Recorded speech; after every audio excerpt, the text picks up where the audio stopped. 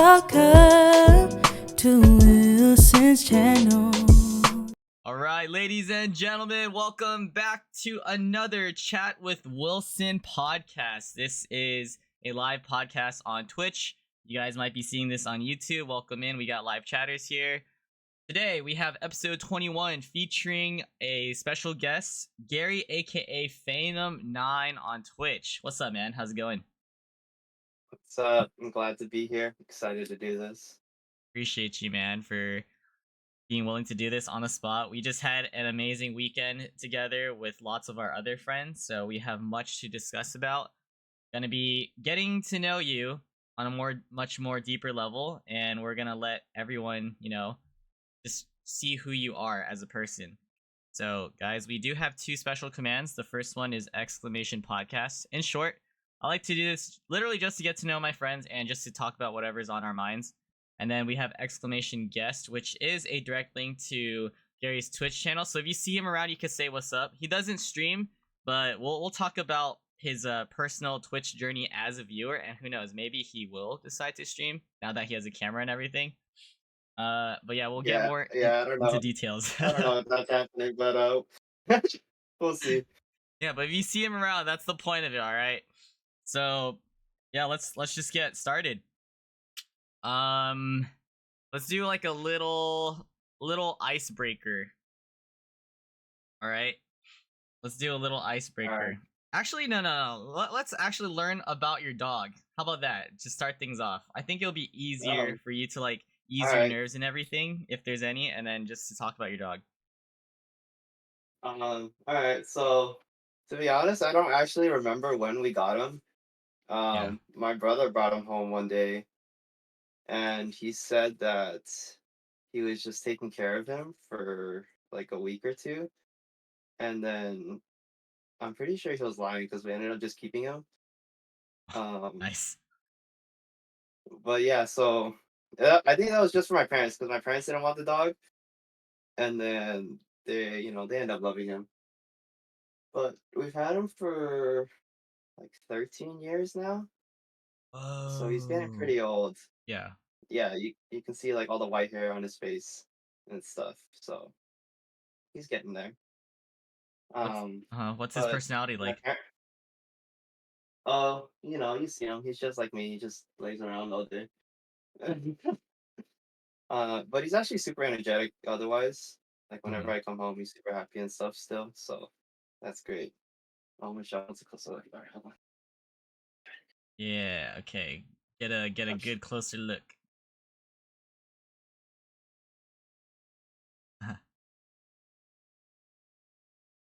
Is he quiet for the most part? He'll bark. He's basically like a doorbell for me. So he'll Oh, bark okay. when my packages arrive. That's how Mm, I know I get Amazon packages, or like when the mailman gets here. So yeah. So your brother pushed the responsibility onto you, or how does that work? Like since you got the dog. no, so I was actually afraid of him when we first got him, cause like I want to say I was like in eighth or ninth grade, Uh huh. and back then I wasn't really into dogs. So, but he grew on to me, and then I think it was something until after I came back from college that I started taking care of him more. Yeah. Because then I think because it was COVID at that time, and then I just spent all my time at home with them, and I would walk them like in the morning and at night. So Okay. Now you're like the primary caretaker whenever you're yeah, home. Mm. yeah, because my brother moved out, so he is no longer here to take care of my dog. All right. I also had a cat that my brother took. So You got the dog. Brother has the cat. yeah. All right. Let's get a brief introduction about yourself. Like, talk about some of your interests. What do you like? Uh, um, I'm mostly into raves, I guess. I mean, you know that. I play a lot of video games, mostly League and TFT. I played Val with you a few times, but I'm not that great at Val. So, Probably no Valorant for me. Unless you try to play with me. Hmm. Um, I just got into snowboarding this year, which was super fun.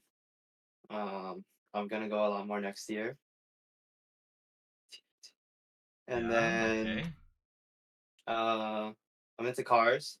That's how I got along with Danny so well, which is great.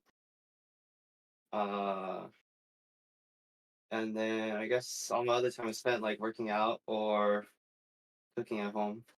So So those are like more of your interests. How are you as a person? Like, how would you describe your personality? I'm pretty quiet, I would say.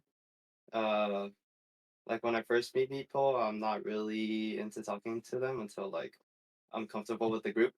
Yeah, Um, I guess that's.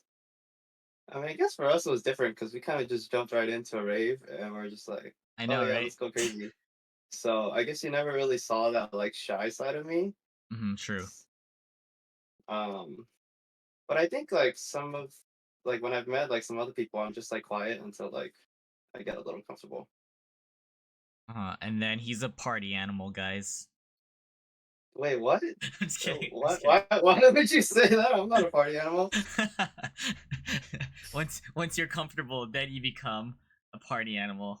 But nah, Yeah, see, Michelle's right. Saturday I was shy, and then Sunday, that's yeah, okay, I see it. I definitely can see it since you've like met so many different people and just like your demeanor and everything. So yeah. Cool guy regardless though. And what kind of car do you have? What's up, Mochi, by the way? I have a 2013 Scion FRS. Ooh, Very fun to FR. drive. Okay, okay. Um he was like drinking more. Oh, yeah. We're gonna talk about like this past weekend, so no worries about that. I'm excited to talk about this past weekend. All right. So you would say you're more of like on the introverted side until you're like pretty comfortable, right? Yeah, definitely. Do you prefer having one-on-one settings then, or do you rather do like group stuff, activities with people? I usually prefer group settings with extroverted people, Yeah. so they do the talking, and I just sit there and watch, kind of Huh? like a wallflower type thing. Yeah. Um, I mean, one-on-ones are okay. It's just I always gotta find something to talk about. That's the That's other thing. true. So, that's why I like hanging out with extroverts. They can just do all the talking for me, and then I can just chime in whenever. You mentioned the FRS. It's white. Yeah, They're asking what kind of white. it's like a pearl white, so it's like sparkly and white. Yo, we have. My car's also pearl white. Cool.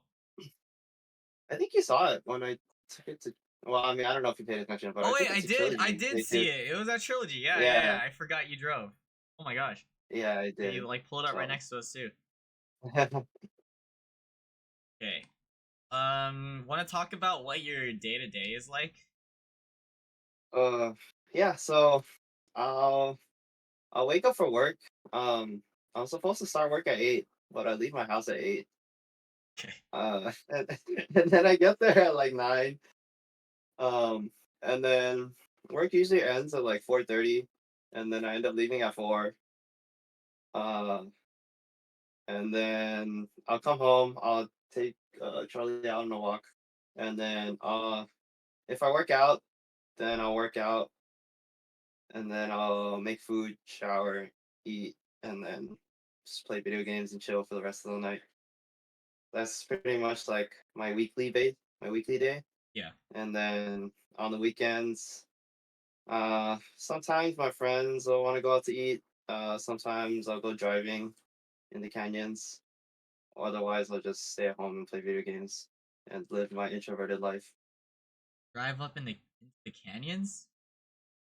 Yeah. It's basically just like a bunch of windy roads. Yeah. So me and my friends will go up there and we'll all take our cars and we'll drive just for fun. Okay. That sounds honestly pretty chill. Are you able to say what you do for work? Are you comfortable with that? Yeah, I'm a software engineer, Right, so there you go. That's why your schedule's like money's 8 to 4. Uh huh. Almost close yeah. to that 9 to Um, 5. I get to work at home sometimes too if I need to. So, or I guess if I want to. Okay. It's nice though, honestly. And Yeah. then your typical night, you mentioned that you just chill, play games and stuff. So you have like a set group that you usually play games with or just like hop and call with? Yeah. So these guys I've known since middle school. They're also my original rave group, which we'll get into later. Mm, But they're usually the ones I sit in Discord with every day. And then if I play League, I'll usually be playing with them. yeah. Otherwise, I'll just play like TFT solo or something like that. Dang, so I'm imagining like sometimes you would just be in call, just like chilling in call, and then the other times like you would even be in my streams or other people's streams while being in those calls, huh? Is that how it works? Yeah, yeah. That's. I mean, it's yeah. Just I would think of it just like another group. I mean, it's kind of just like when I like go out. Like Yeah. there's extroverted people talking, and I'm just there, just like watching. So I would think of it something like that. Like I'm there. If I want to chime in, I can. If I don't want to, then I'm just sitting there, muted or something. Okay, yeah, that's super chill. All right, we're gonna talk about the early days of your life, whatever you can remember, the significance of your childhood, right? So, what was life like growing up? And you can talk as much as you like about maybe even your family or school, and then I'll ask you specific questions. Uh, so I remember in second grade, my parents stopped being around so much because they got like a restaurant job, and then they would work like 7 days a week. Oh, So they would work like 10 to 10 basically. Um, wow. so I would like never see them when they came home from work, or like I would see them when they come home from work, but like when I came home from school, they were never around. Um, so I never ended up getting really close to my parents. Eventually, they moved to like 6 days a week, which is what they currently do now. Um, but I'm still not really close with them. It's funny because like I was even talking to them yesterday. Um, and like one of the things I learned about my parents is like I can kind of talk to them about whatever I want, but my parents don't really understand like feelings, I guess. Oh, Um, okay. I've talked to like some of my other friends about this too, and I don't want to say it's because our parents are Asians, but But it's typically how it sometimes is. they just don't, yeah, they just don't Traditional. understand like feelings. Um, Yeah. I think the main topic of that was like relationships and stuff. Because they were talking about my ex, and I was just like, I don't want to talk about her, and like with them, Yeah. because it was just weird. Um, and then the only thing we talk about is just like, money, saving for a house. It used to always be about school, school, school, and then now that I'm out of school and I'm working, it's just money and save for a house. Yeah. So I wonder if like in the future, after I have my own house, I wonder what they're gonna try to lecture me about because there'll be nothing What's left. next? Yeah. No, it's gonna be like Um. wife and kids. Yeah. That's on the list too, but Yeah. girlfriends first. So we'll get to that. We'll get to that too. Yeah. What your parents Yeah. push. So yeah. Go ahead, bro. Oh, no, no. Continue with your story. Oh, yeah. So they weren't ever really around. My neighbor would always be the one who picked me up from school. So she picked me up like from second grade till I guess till like we started high school, or I started high school, and then when I started high school, I don't even remember how I got home. I think my brother would pick me up sometimes, and I took the bus the other times. But I used to do like cross country and track in high school, so I always stay late until like 5 or 6 o'clock. Um, and I think my brother picked me up afterwards. So, Mm-hmm. Okay. uh, yeah, so I think, and then the gaming stuff started in like, I think it was in like fourth grade because my parents were never home, so I was just like, oh, I just come home, play games. I didn't really want to go outside and, see, and meet people Like really console anyone. or on the PC? It was I used to have a Nintendo 64, but that was like when I was Nice. like a kid. Uh-huh. I played in front of the TV all the time, and then that's how I got blind and ended up having to get glasses. Oh, And then my parents got mad at me for that. Um, but eventually I stopped playing on that, and then I just played straight on PC. Remember those days they play like Combat Arms and Soldier Front and stuff like that. yo, let's go Combat Arms. Yeah, That game was that's what lit. that's when it all started, and then I stopped because of all the hackers. Oh yeah. Uh, but yeah, I mean, I would think my childhood was pretty uneventful, Hmm. but I mean, That's like a it's gist fine. of it. Okay, here I could ask you a few Yeah, things. You mentioned you have a brother. Is it just one brother? yeah, he's just one brother. He's 6 years older than me. Whoa. Okay. So what was Yeah. life like growing up with him with that significant age gap? Um, we also didn't talk very much, but I would say I wouldn't say we're close, but I would say that like I could talk to him about anything that I want. Yeah. Um, we mostly talked about video games, and then now uh we talk about cars and stuff. So I got my car, Hmm. but that's pretty much it. And then he moved out, so I get less time to see him. Okay, okay. So it was literally just you at home while your parents were constantly working. Oh, it was my grandparents were home, so they would be the ones who would make me food.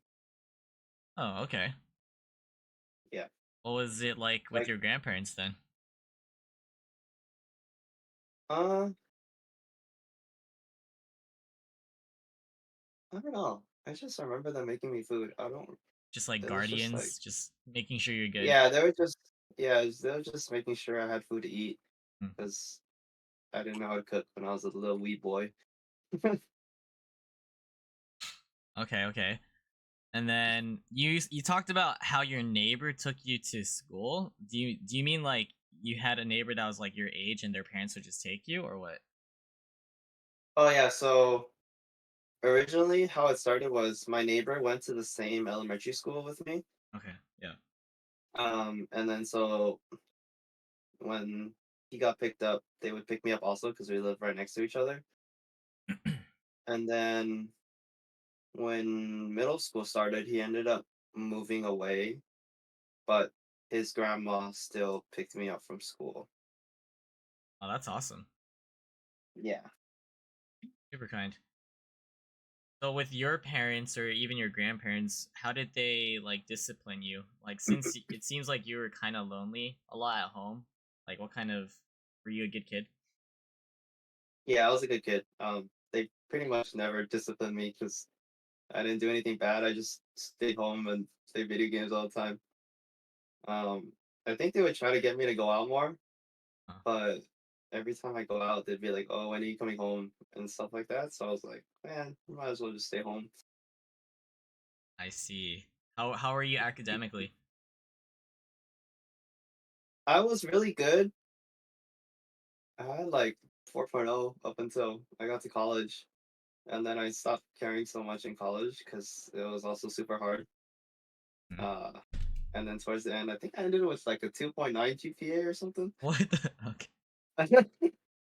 Uh-huh. But I graduated and I got a job, so I'm good. Yeah, yeah, yeah, yeah. Yes, huge flex. So let's switch it over to school. What was life like growing up in school? And oh, also by the way, do you want to say like which area you grew up in? Because was it mostly that same area, or did you move around? I stayed in one area. I was basically just in LA the whole time. Okay.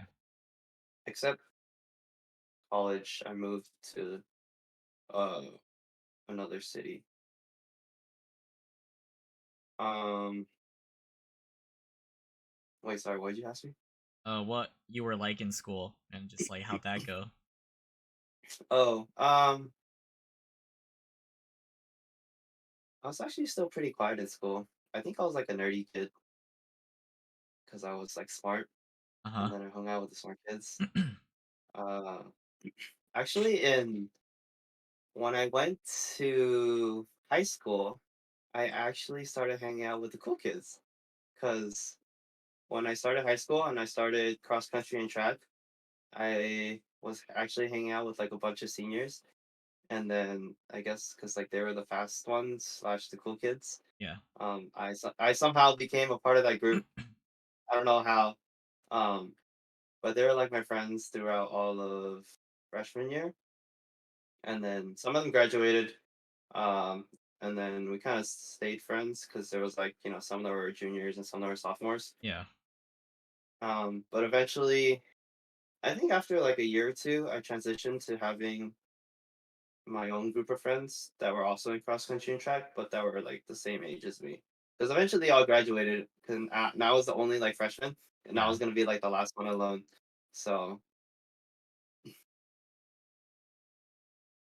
So that's what it was like. How or what did you participate in when it comes to like track and were you any good? I think I was above average.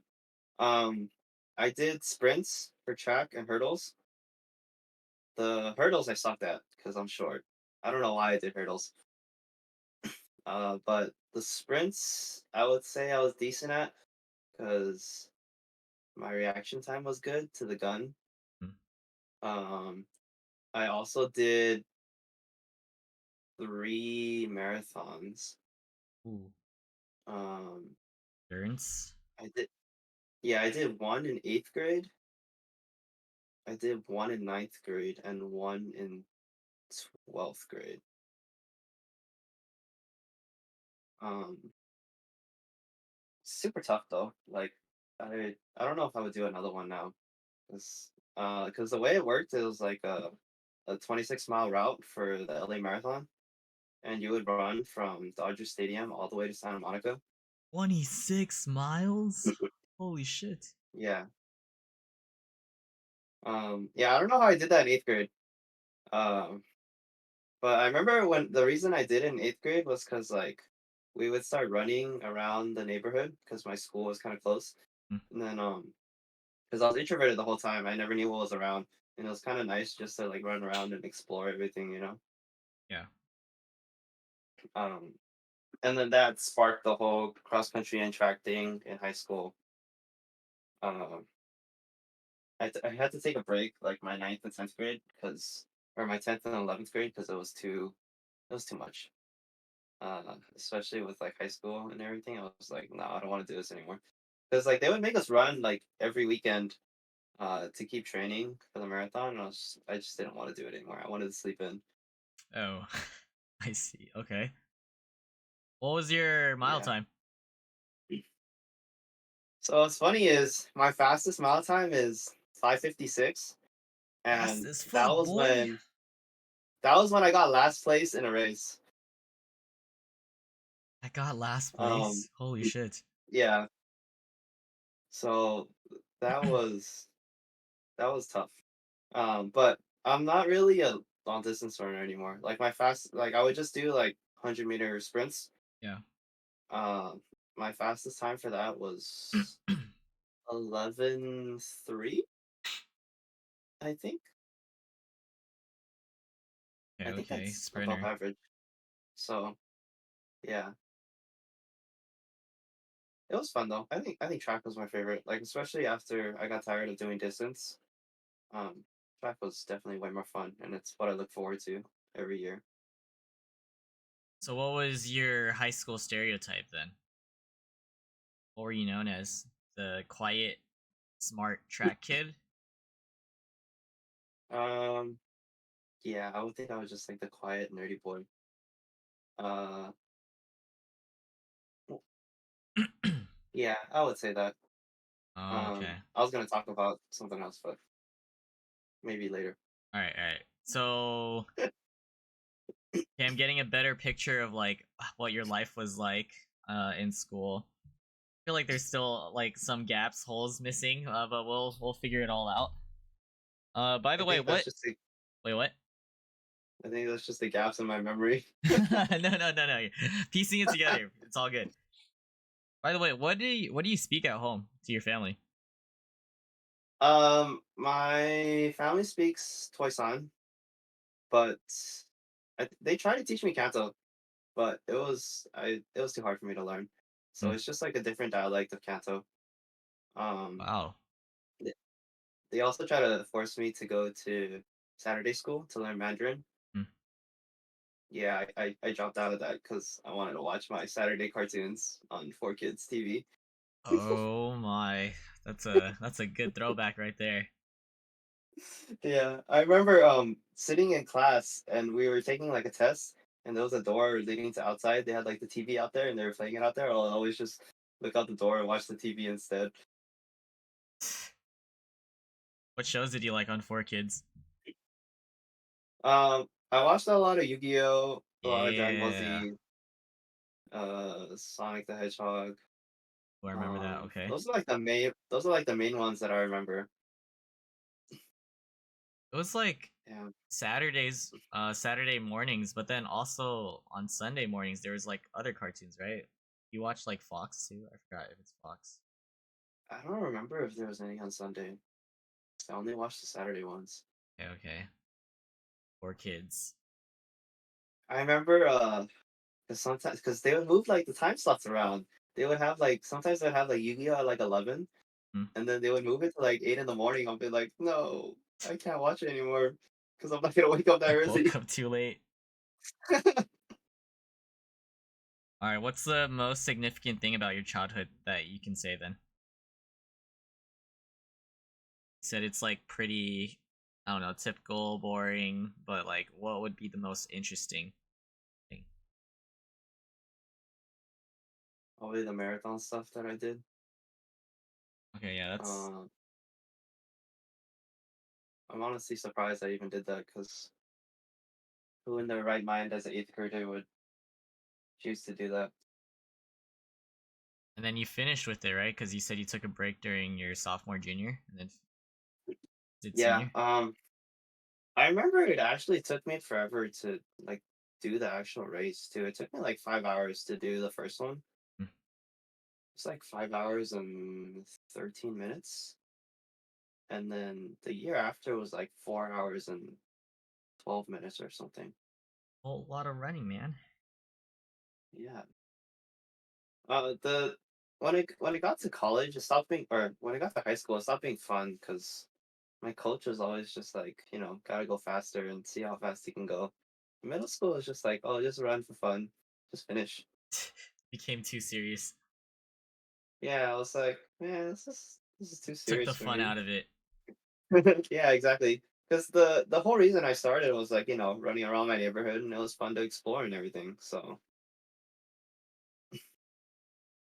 All right, so moving on towards college, what was your mindset growing up? Like, what school did you want to go to and major, and what ended up happening?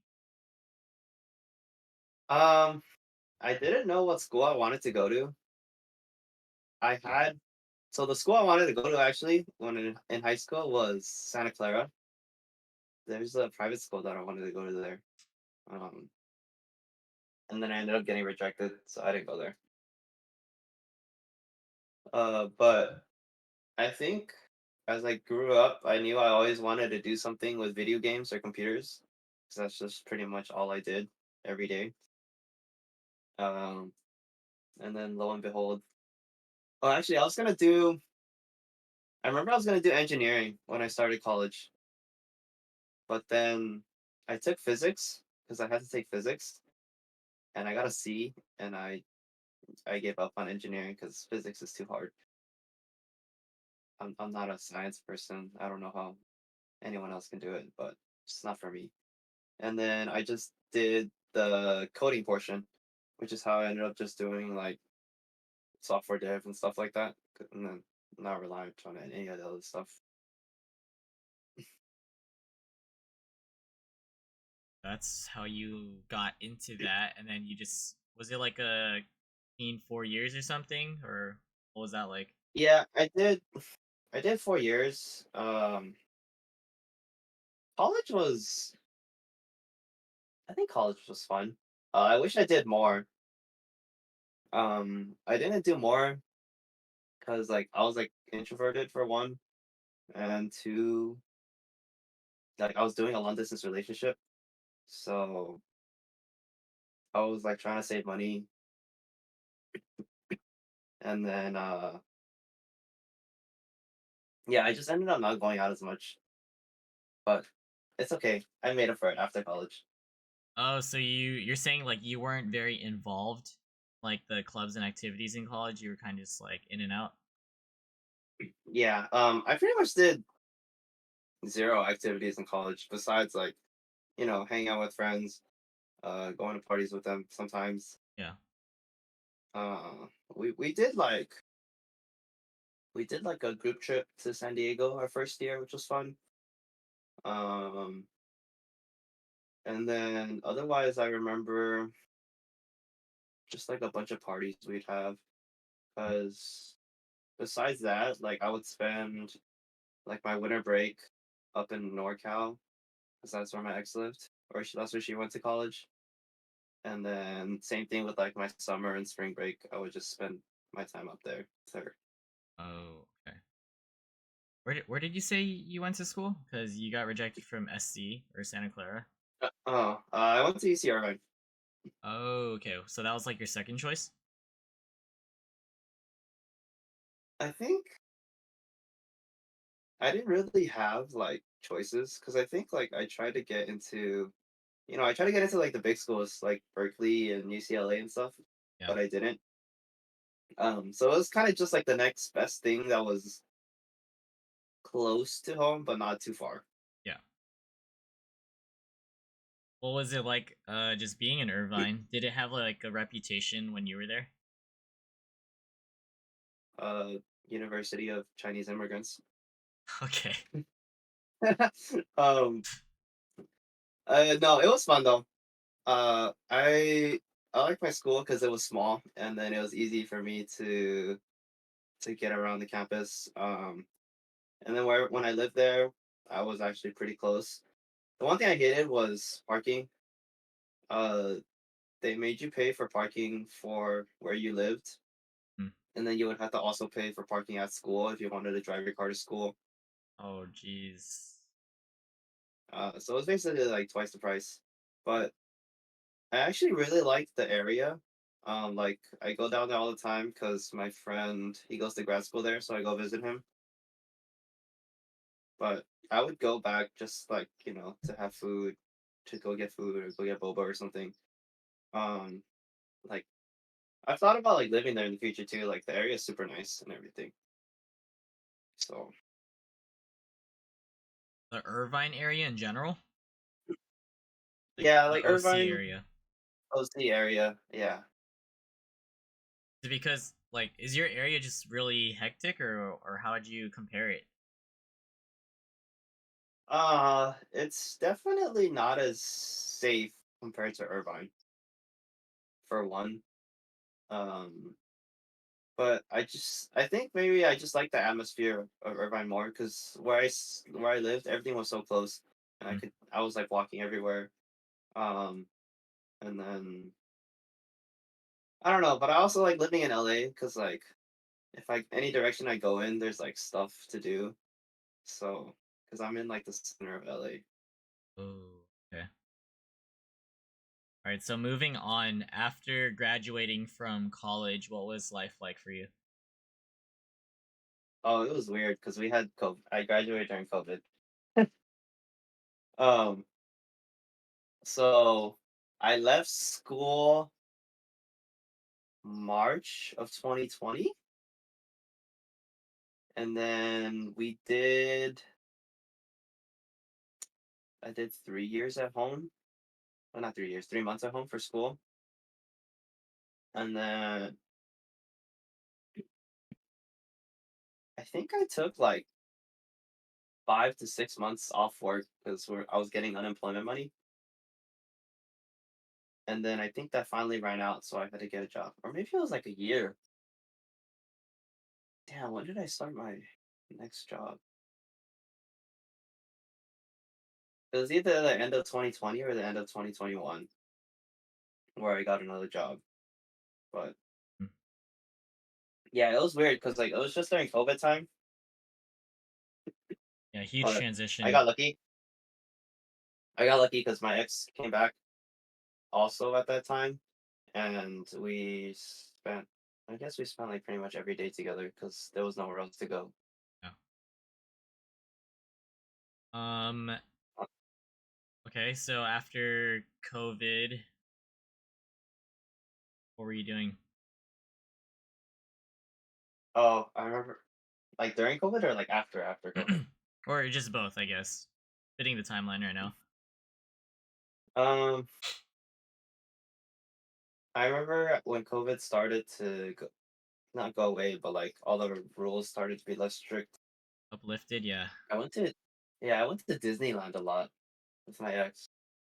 That was super fun. Uh huh. That's when I like got introduced to like Disneyland and stuff. And then, cause I got my next job at, so I worked in college at a Starbucks, and then, Nice. and then I got another job at Costco, and like, so kind of like how I was talking, like in 2020 or in 2021. I don't really remember honestly. Um, and then I got my next job in, which is the job I currently have, in 2022. So it was just kind of like a transition between jobs, and then kind of like sitting through COVID until it finally went away. Because like COVID was still around even when I started working at Costco Yeah. for like a couple months. But for the most part, it just transitioned from like school and work to just like work all the time, and then just chilling at home or like going out with my ex. How was working at Costco, by the way? Because I know a few people that have been through it. Mhm. But what'd you do? I worked at the tire center, which was Oh, actually pretty fun. I think that's kind of how my car stuff started. Um, but that was fun. I like the fast paced environment. And real I don't time? mind like labor jobs. Yeah. Yeah, but the only thing I hated was the customer service part because people are so annoying. I can I imagine for remember that and Starbucks.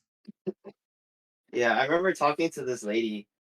Because I would do like cashier sometimes. I was talking to this lady for like 5 minutes, and she's like, I was getting I was saying my point like over and over again, and she wouldn't get it. And then my supervisor came out, and he was like, "Hey, what's going on?" And I was like, "Oh, I'm just helping this lady out." And then so he ends up working next to me to like help the other people. And then like another 10 minutes go by, and then I'm like repeating myself over and over again.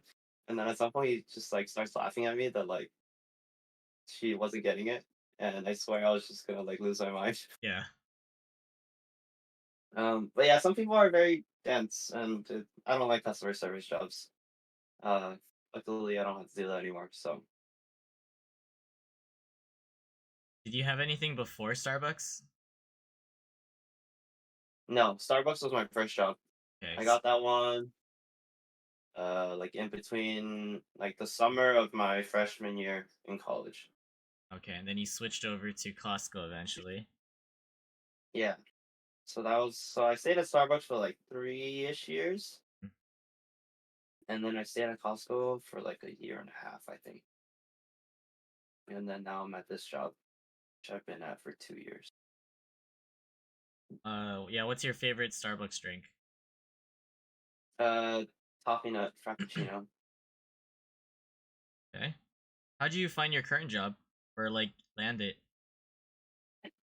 So my friends from middle school, who are also my rave friends, one of them started at this job first, and then 6 months later, he referred me to because our boss was like, "Hey, we need someone to code for us. You know someone?" And then he referred me, Yeah. and that's how I got this job. And then a year later, we referred another friend who now does marketing for us. So there's the three of us, uh, who. So we've all known each other since middle school. We all rave. They don't really rave that much anymore, but they're going to EDC. And Nice. then we also the group that goes driving all the time. So Similar interests, we're all hobbies. yeah. How's working with your friends though? Like, is it easy because you guys do different roles just to work Yeah, with honestly, them? we just joke around all the time. Um, sometimes I think we get annoyed each other because we see each other like 8 hours a day, Yeah. and then we're on Discord for the rest of the night. So That's like so funny. it's like It's the same group we're for actually Discord too. yeah, so we're actually like talking to each other like maybe like 16 hours a day. Yeah. Um, the only time we're not talking is like when we're sleeping or something. So it's Okay. funny and weird at the same time. Hey, So it works. You guys have been friends since middle school, so that says a lot. yeah. All right. So got to grasp what life was like um for you, work, school, and then we're going to talk about the raving stuff like all later, of course. You know, Let's wait, what's up? I think I got sick from this past weekend. That's why I'm like coughing. Oh shit. Thanks for still doing the podcast though. But we'll get into that. Yeah. Yeah. Wook flu, minor wook flu. I had that like a few weeks ago from Solomon King. Like where I had to like constantly clear my throat or just like cough it out. No, it's not a Yeah, cough. that's literally what it is. Like Yeah. I'm not I don't have like a cold or anything. I just like have something in my throat. Oh, that's the So same. Your voice was gross. Yeah, my voice was definitely gross. Like I had to drink water and everything. All right, let's talk about since we're kind of like leading the way with the topic of friendships. We'll lean towards that and social media. Start with social media first because I feel like I'm curious to know about your Twitch journey as a viewer per se because you don't stream. So how were you introduced and what are you like? What do you think about Twitch? um, it's definitely grown a lot. I mean, so I started using it to just like watch a bunch of League because I would watch like LCS and stuff. What was your team? Um, originally it was TSM because I liked Bjergsen, Nice. Okay. and then it was Cloud9 because I like Sneaky, and then now everyone's kind of old and retired. So I actually haven't even watched it this year. I stopped too. I actually went to Worlds 2022 when it was in SF. Oh, okay. That so funnily enough, the day before was Griffin in the park, and I blacked out that night.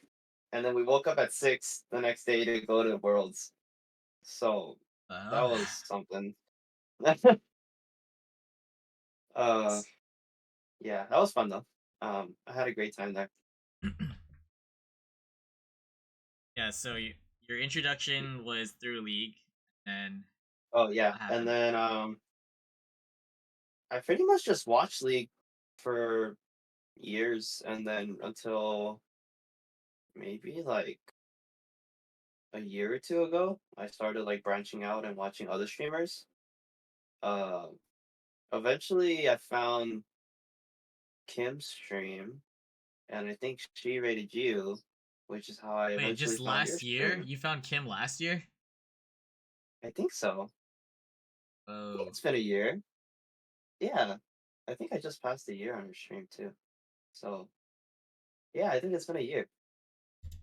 Um, wait. So when did you start using Twitch and then transition to like start talking to like other like small streamers and stuff? I probably started using it like 20. I want to say like 2014. Okay. And then I didn't start talking to like small streamers till like a year or two ago. Wow. So Okay. Because we met in September. Because I got it talked at September last year. Oh yeah, cause I remember we were talking about Nocturnal. I remember Yeah, that first night I was here, we were talking a lot about Nocturnal. that means you met Kim a little before that. Yeah, yeah. It was probably a couple months before that. So, So, what was your perspective of everything? Like, just being a part of the community. um, I don't know. I always just enjoyed like having Twitch on. It was just kind of like background noise. Okay. Yeah. Uh, cause then it's just nice to, cause I would just watch like while doing other stuff, either like while cleaning or playing games or something like that. But it's definitely grown to where like you can tell people have a lot of communities and then a lot of people they talk to now. So I guess it's different because I would just watch like big streams and then there's be like a million people in chat versus like smaller streams. You guys will talk to like everyone. Yeah. So that's how you found your way to just like start talking to smaller streamers. Yeah. So which streams do you like specifically interact with nowadays, or like watch? Hey. Uh, for the most part, it's just you and Kim's stream. And then whenever Leah streams, I'll watch her stream too. But I think she hasn't streamed recently. I think Leah was actually like the first streamer I met in person somehow. Okay, we'll talk about the meetups too. Yeah. Have you considered streaming? Uh, so the only time I did stream was I actually streamed for like 2 or 3 days because my ex was like, "Hey, I want to see what you're playing," so I streamed it for her, and while we would like talk on the phone or something. So Wait, that's literally like the on only time. like on Discord, or do you mean on like actual Twitch? No, so like I would stream it on Twitch for her, and then she would watch, and then I would be on FaceTime with her. Oh, okay. Yeah. So, because then she also liked to play games, but she would kind of just play her own game, and then she would like watch me too. So your streaming career was short-lived. Yeah. Um, I probably wouldn't do it in the future. It's like just not for you. Like, do you have any specific thoughts about it? Yeah, it's not really for me. I don't know how I feel about sitting in front of a camera all the time. So Okay, well, since you've been in the community and you understand what it's like being on Twitch and stuff, what would you say are like the positives and negatives for you as like a viewer and just like friends of those who stream? um, I mean, the first thing that comes to mind is you get a lot of weird people that'll come through your chat sometimes. Um, that's probably like one of the negatives that I see most often. Hmm. Um, but like one of the positives is you can actually make a bunch of friends. Like, if you have, for example, I know Kim has also. Um, obviously you gotta be cautious of, who you meet up with and stuff. But I mean, it's definitely grown a lot. So yeah. Okay. So you like it for the most part. That's why you still yeah, I like watch. it for the most part. It's like fun to like, talk to everyone, like not just you and just like everyone else in chat too. Mhm. So Okay. My question for you is, because you are like a viewer and you usually just like chat and type to people, right? People might not really know who you are or like what you're actually like. But what would you say is your online perception, or like what's your identity online? If from a different person's perspective when they see you. Oh, look, it's feinum. He's the what? He's what? I think I think I yap a lot online The yapper in chat. compared to That's what you're gonna say. compared to like compared to like in person because I'm like I guess because like I'm shy in person Huh. but I'll type a lot in chat or like I'll interact more in chat, you know. Yeah. Um, but for the most part, I would say I'm pretty nice and friendly. So you just talk about whatever, basically. Yeah, I mean, I'll just talk about whatever. Sure. Okay. And we'll talk more so about friendships, like leading to this. What do you specifically value in friendships, and what does it take to be close to you? Um, it's pretty easy to be close to me, I would think. You just gotta hang out with me more often. Cause I feel like for the most part, I'm pretty open with Mm. what I'll tell you once I'm comfortable. There's just there are certain friends that I'll tell anything to, and then there's certain friends where I won't.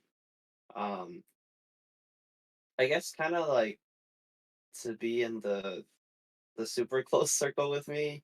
You gotta see me like through my ups and downs and stuff.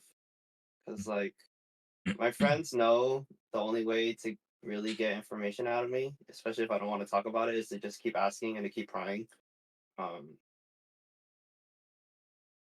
but I think when people originally start to get to know me, like I'll just say like, "Oh, I don't really want to talk about it," or something like that, and they'll just kind of like let it go, and I'll be like, You know, that's fine with me because like sometimes I don't want to talk about it, Yeah. um, but like sometimes I want people to listen, so that's why I just talk to like close friends about that stuff.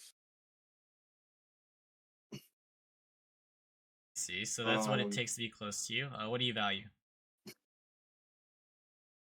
uh, I think just like if if I try to set up stuff with people to just like try to follow through, or like like if I try to like, hey, let's go do this at this time, and then if if it doesn't like work out, then I would like some you to like try to suggest another time we can do it in the future, you know? Because obviously, like I set up that time with you because I wanted to hang out with you in the first place. Um, so I obviously want to hang out with you again in the future still. So, because I think that was like the one thing that happened with a lot of my other friends, where I would be like, hey, let's do this. And then they would be like, "Oh, I'll let you know when I'm free" or something like that. I'll be like, "All right, that's fine." And then like maybe like a couple weeks later or something, I'll ask them again, like, "Hey, let's do this," and then like, "Hey, we should go out and get dinner and catch up," you know.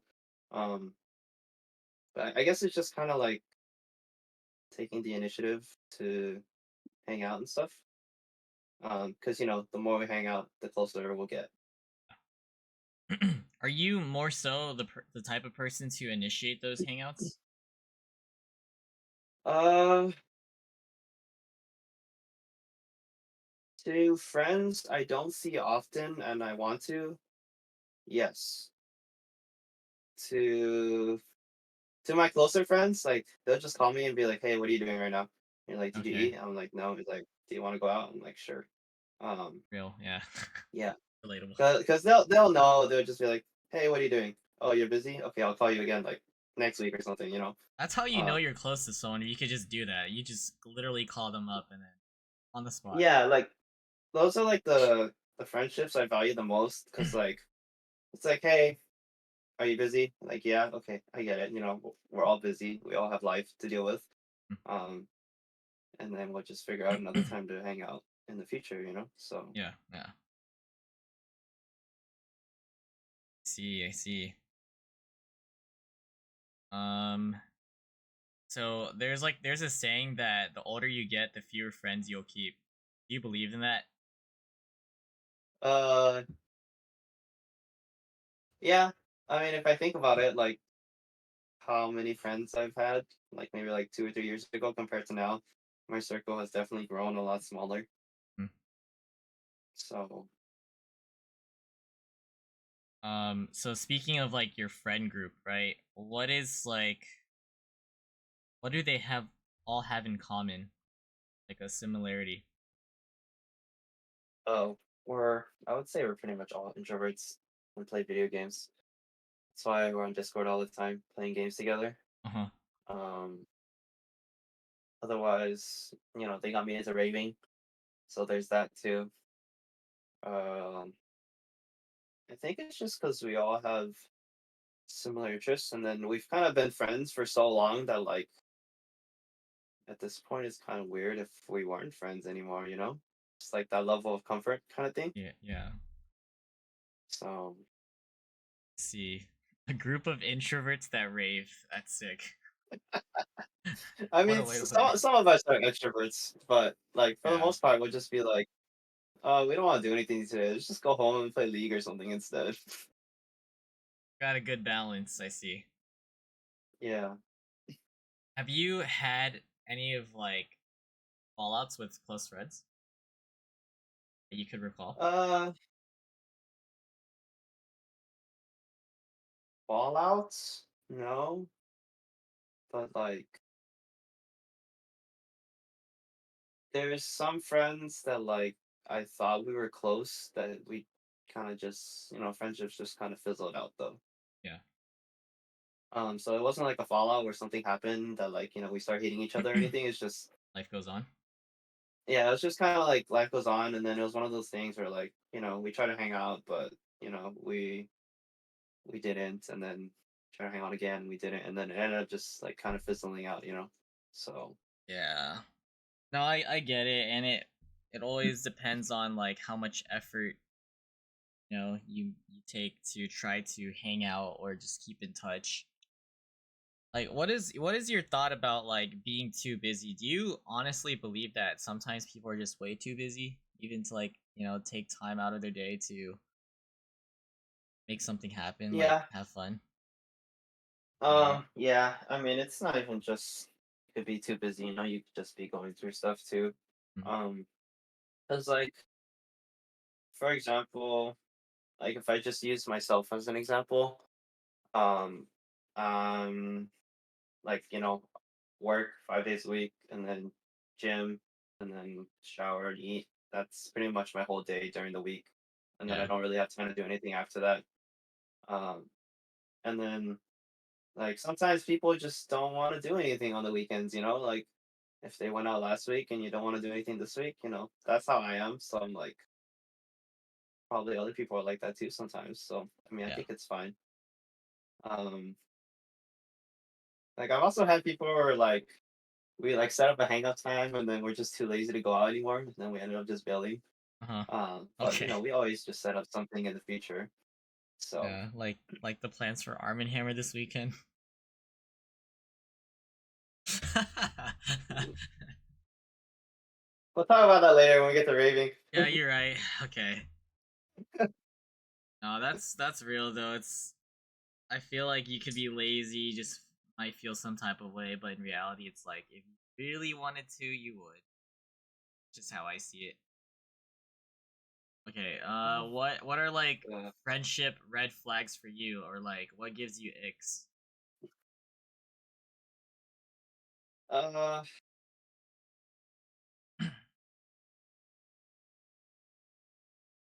I don't know. Um, oh, when people start forming, okay, so when we have like, I think one of the things is when people start forming like little cliques In the inside the click. friendship.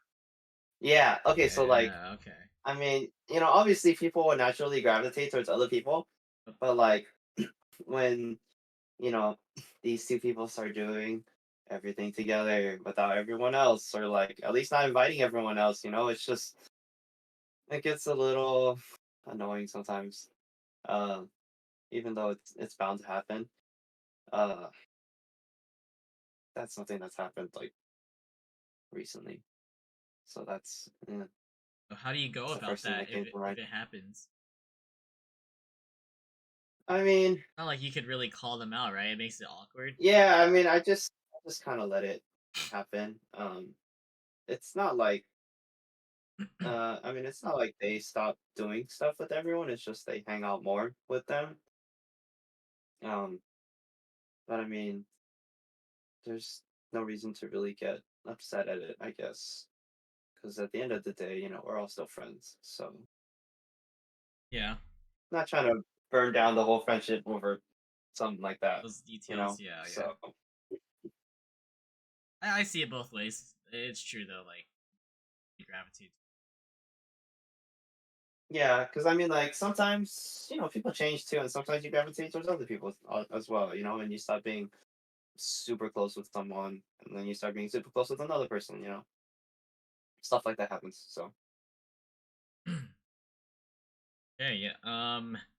Are you like a low maintenance type of friend, or like could people go days, months, years without talking to you and just instantly hit it off, reconnect? I don't know about years. Probably because I haven't had a friend try that yet. Yeah. Um, I've gone months without seeing friends, Hmm. and then yeah, we'll hit it back up again instantly. Especially like I have a group of friends from Irvine. It's just, like pretty much all my friends from Irvine shrunk down to like a group of five that I only see like regularly now.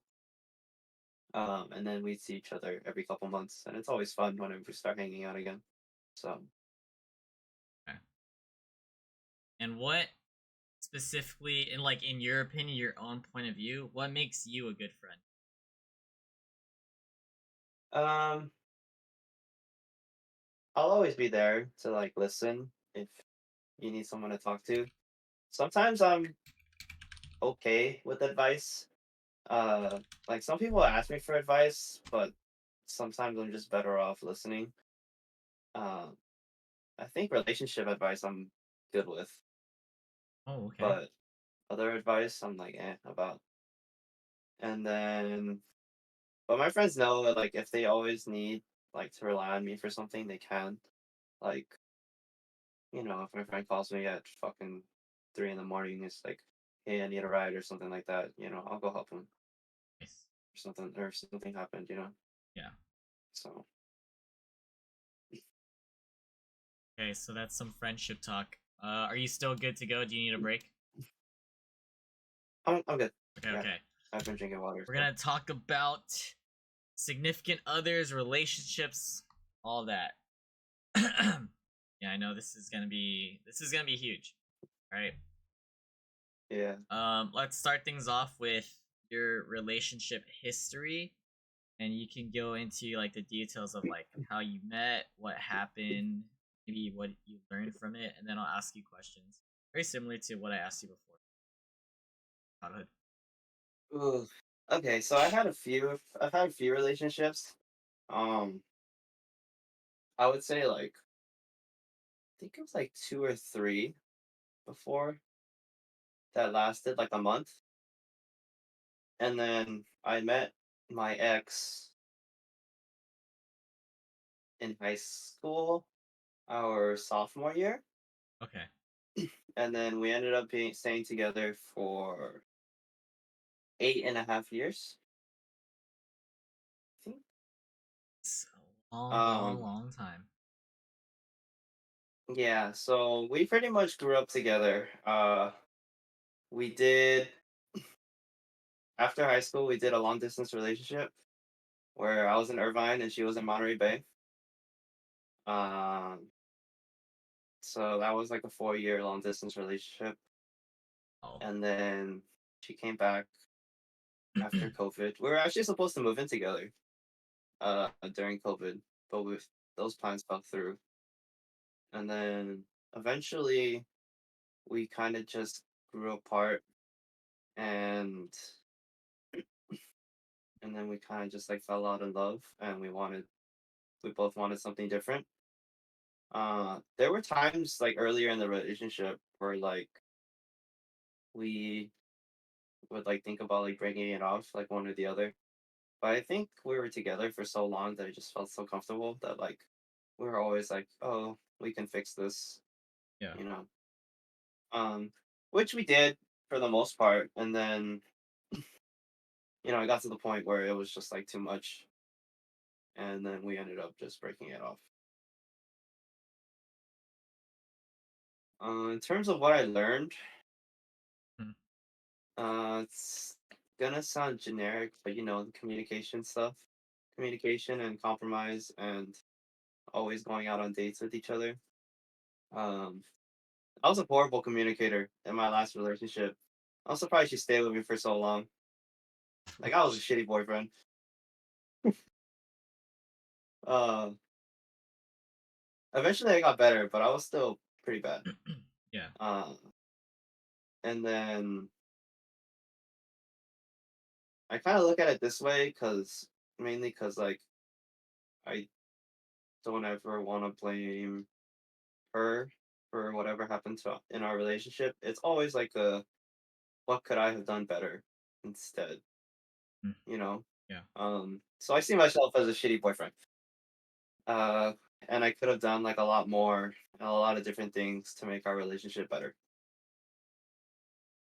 So I would like to think, if I got into a relationship now or in the future that I wouldn't have these problems. Yeah. You learn from it. Yeah.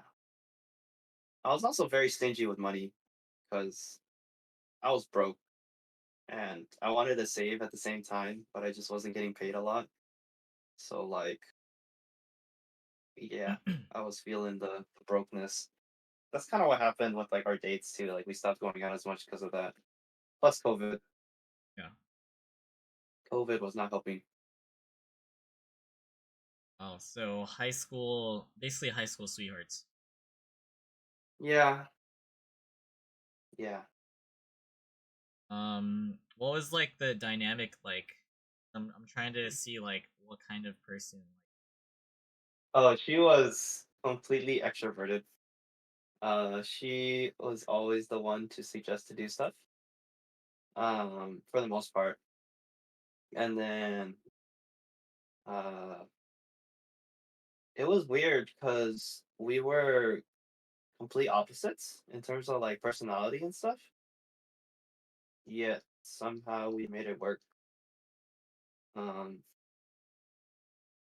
I know like people say like opposites attract and stuff, but like Yeah. it was hard to make it work in the beginning for sure. That's why it took like a lot of compromise. Um, and it definitely took like a lot of change on my end to make it work. So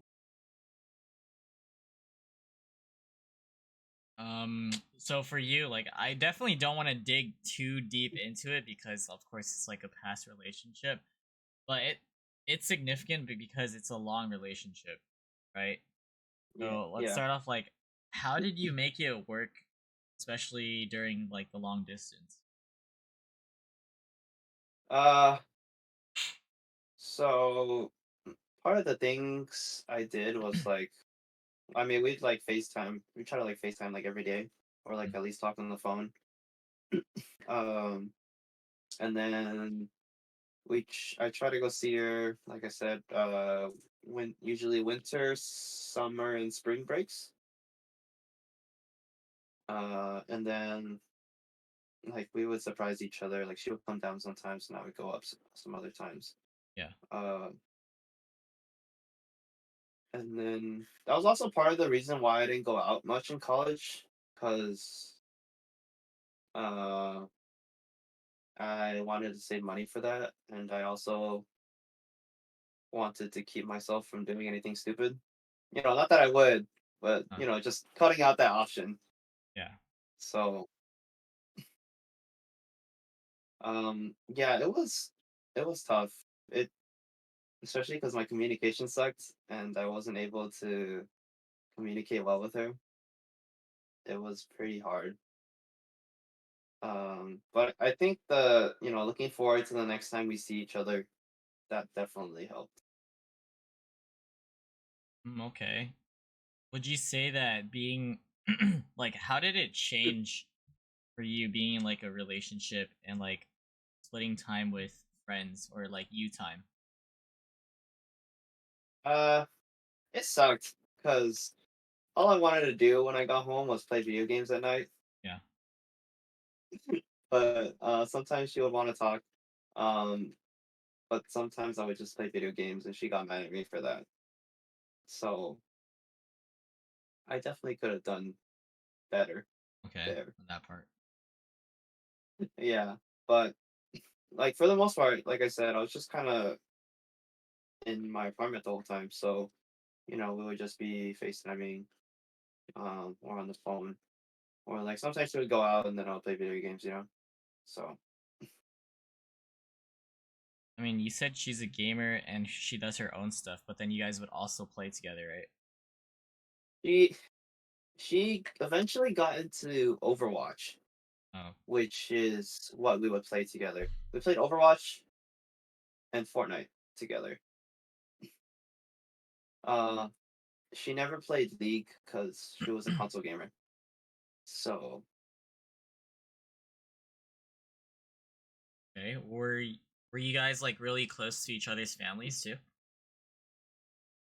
yeah, so I actually went to Mexico twice with her for two separate weddings. It Oh was actually wow. super fun. Yeah. Um, I was super close with her family.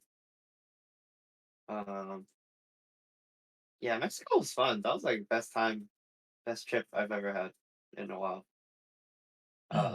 It's like best food I had off the street too. Dang, that's lit. And then I'm sure you guys traveled like to other places together, right? Or were like the exciting things that you guys did? I remember we did Vegas when we both hit 21. That was fun. Um, Lit. we went to Vegas. We went to like Gordon Ramsay's and we did like tasting menus. Uh, and then I remember my cousin worked at Vegas at the time. She hooked us up with like at her restaurant. She worked at like a restaurant, and she hooked us up with like a VIP table and dinner and drinks and everything. I think she also hooked us up with our hotel and upgraded it too. Wow. And she took us out like clubbing and stuff. So that was one of the most memorable trips I had. I think the other ones would be like we took like one trip up to Monterey together when she was down here. Like we went back up to go visit. That was really fun. I've still yet to go to the aquarium though. I still want to go to that aquarium. Apparently, that aquarium is super nice. Cool. But other than that, I was also broke. Like after that 21 Vegas trip, my bank account was like zero. You were literally just focused on like the grind for the Yeah, future. yeah. It kind of sucked because like it was my parents like grinded me to like save money and stuff, but then like I was doing all this and Yeah, spending yeah. money. But um, at the time, I actually felt like pretty bad about it because I was spending all this money. But now when I look back at it, it's just like it didn't matter, honestly. Um, which so for like I guess when I think about it, it like made my relationship complicated, like that aspect complicated for no reason. Yeah. So Okay, so since you were again in a long relationship, like how would you kind of I guess categorize the like how I mean let me say this. When you're in a relationship, there's like a honeymoon phase, right? That's like the beginning hmm and stuff. When did that like that period change for you throughout? Like would you say there's different phases through the relationship up until the point where you guys actually broke it off? uh, so I remember our first year of the relationship was really bad, Oh, which is bad. actually not how it's supposed to be. Like I was a terrible boyfriend, like super jealous and super controlling. I was terrible. Um, but we got our honeymoon phase. It's weird because I think because it was high school, it was like a weird relationship. But my honeymoon phase with her was our last year in high school. Like that summer was the best summer of my life probably. Like we had such a great time that summer. And then I think we were like gonna break up after that because because like she was gonna go off to college and I was gonna stay down here. Yeah. But then we ended up staying and doing a long distance relationship together. Um, and then I think that small stint, like that small summer, was our honeymoon phase because the long distance relationship was rough. Yeah. I mean, obviously we'd be happy whenever we see each other, but when she came back, we had like another honeymoon phase because like we finally got to see each other like all the time after being apart for so long. So it was like the COVID to the end of COVID. We spent like almost every day together, and then I think I want to say like a couple months before we broke up was when it started like breaking down. And when you say like breaking down, like, are you able to like say what specifically like impacted your relationship? Because I know you said you grew apart. I think that's always a given, but like, what shifted in the dynamic and how do you like feel? Because I'm sure there's early signs, right?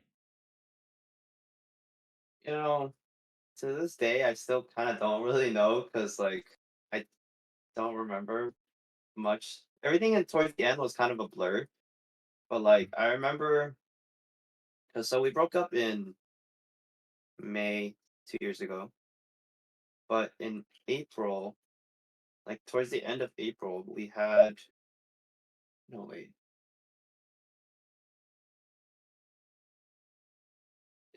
oh yeah, I think it was towards the end of April. We had a trip to Monterey for her graduation because she wanted to do her graduation where she walked on stage, and then around that time was also when I transitioned full time to my other job. So, and then I think when I transitioned, I was still getting used to like everything changing. That like I was towards the end of like the fallout of my relationship. That it was barely then that I could see it, Yeah. but by then it was kind of already too late to fix things. So that's why I say that like it probably happened a couple months before that, but I probably just couldn't see it. Okay. So would like? It sounds like it was mutual then at the end. Is that what it was? No, it was just on her end. Oh, okay. Yeah, I was still pretty upset Yeah. when we broke up, and then it took me a while to get over it. It was Um, like, was it instantly no contact? no, she wanted to stay as friends, and we tried it, but it was really hard for me. So eventually we decided, okay, I'm gonna cut it off, no contact, because I can't just stay friends. Yeah. Uh, if we and then like, cause she talked about like wanting to just like take a break and maybe we'll get back together in the future. And then so I was like, okay. So I cut it off and then I gave her some time, pretty much up until November when I came back from SF. I asked her, I was like, oh, okay, so this was like 6 months later. I just kind of asked her like, hey, where do we stand? And Yeah. then we are just like, oh yeah, we're probably not gonna get back together. Um, so by then I was kind of like, okay, it's still, it's still kind of hurting stuff, but like I was kind of working towards like, since after a couple months, I was kind of working towards like, oh, there's probably a good chance we're not gonna get back together. Um, and then that's when the raving started, nocturnal. But anyways, uh, um, we, but yeah, after that November, we decided like, okay, yeah, we're not gonna get back together. So that's kind of when I started to really be able to move on. And then it literally became no contact. Like, did you guys remove each other from stuff or what? Yeah, so I had to remove her from Instagram because I wasn't happy looking at her stories. Yeah, yeah. And then I saw her one more time after in January, I think, because I still had her stuff, so I had to give her stuff. Oh, okay. But that was the last time I saw her, which was that January 2023? So like yeah, a year and a half ago. It's like a kind of like a closure moment, end of a chapter type of thing. Yeah, I feel bad when I look back at it now, 'cause like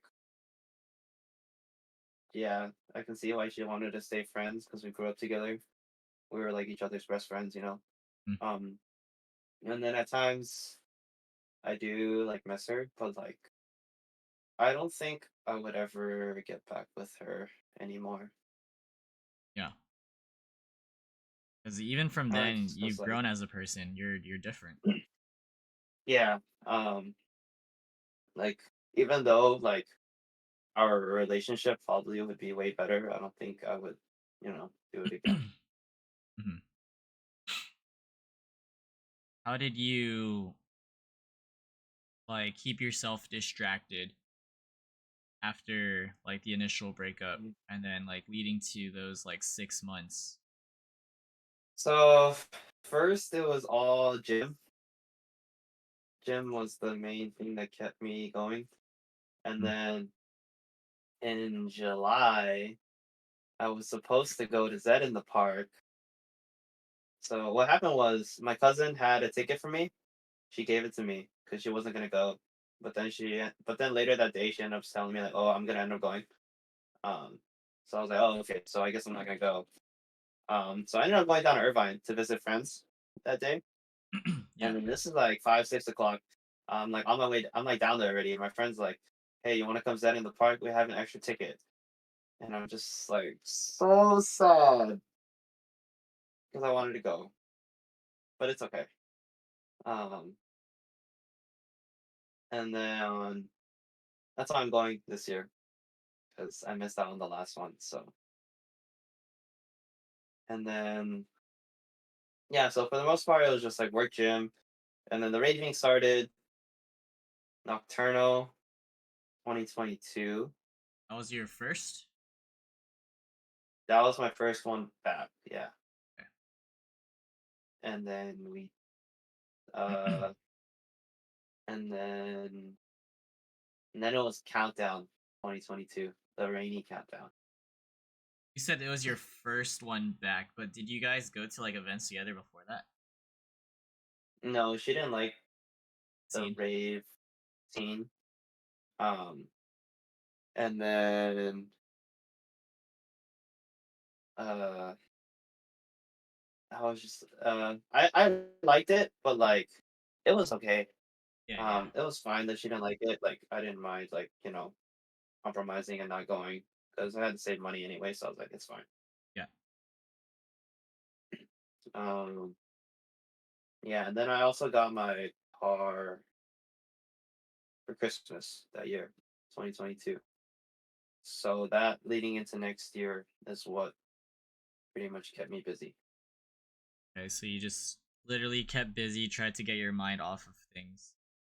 Like, cause I can Yeah. imagine that s- that's a long time, like a huge part of your life, like even entering adulthood stuff. So, how long did it actually take for you to like fully move on? Um,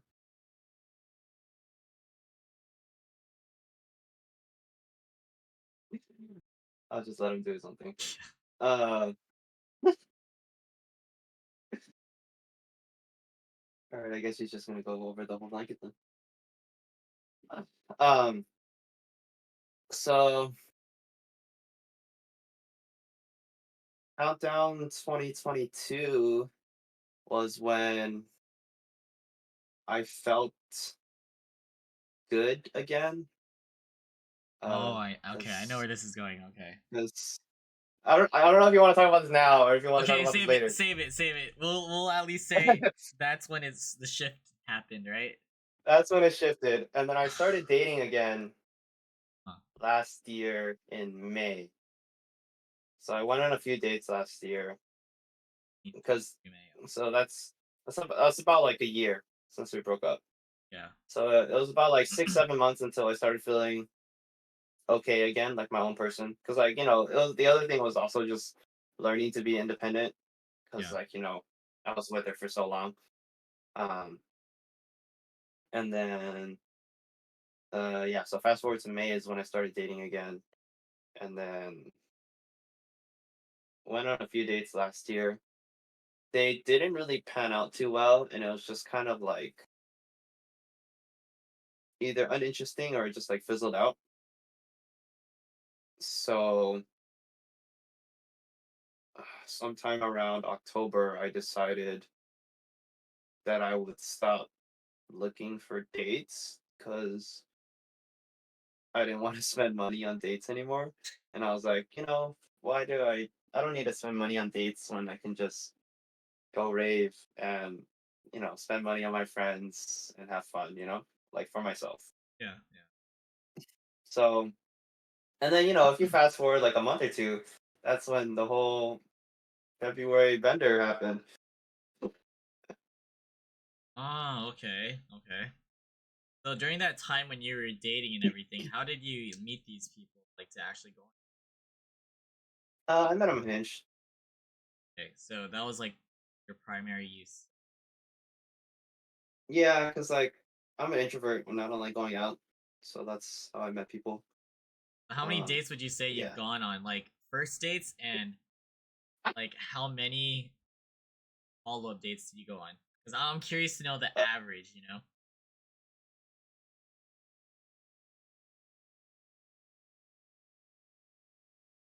I want to say like 6 first dates last year, Yeah. one first date this year, and then one,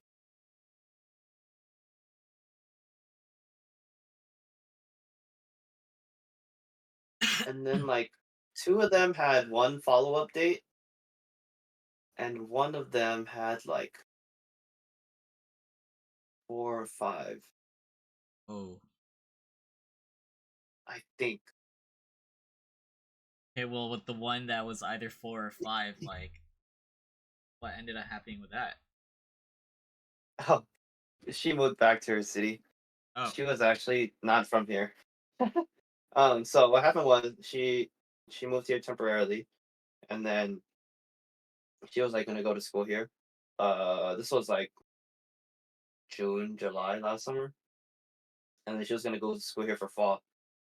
And then I think her plans fell through, and then she ended up moving back to where she was from. So Let's see. So do you generally just know that it's not gonna work out after the first date then? You just like cut contact? yeah, I mean, well, it's just like you know, did I have fun on the first date? If I had fun, then I'll go out with you again. If I didn't have fun, then it's Yeah. probably not gonna work out. So Okay. Do you usually are you usually the one to pay for the first dates too?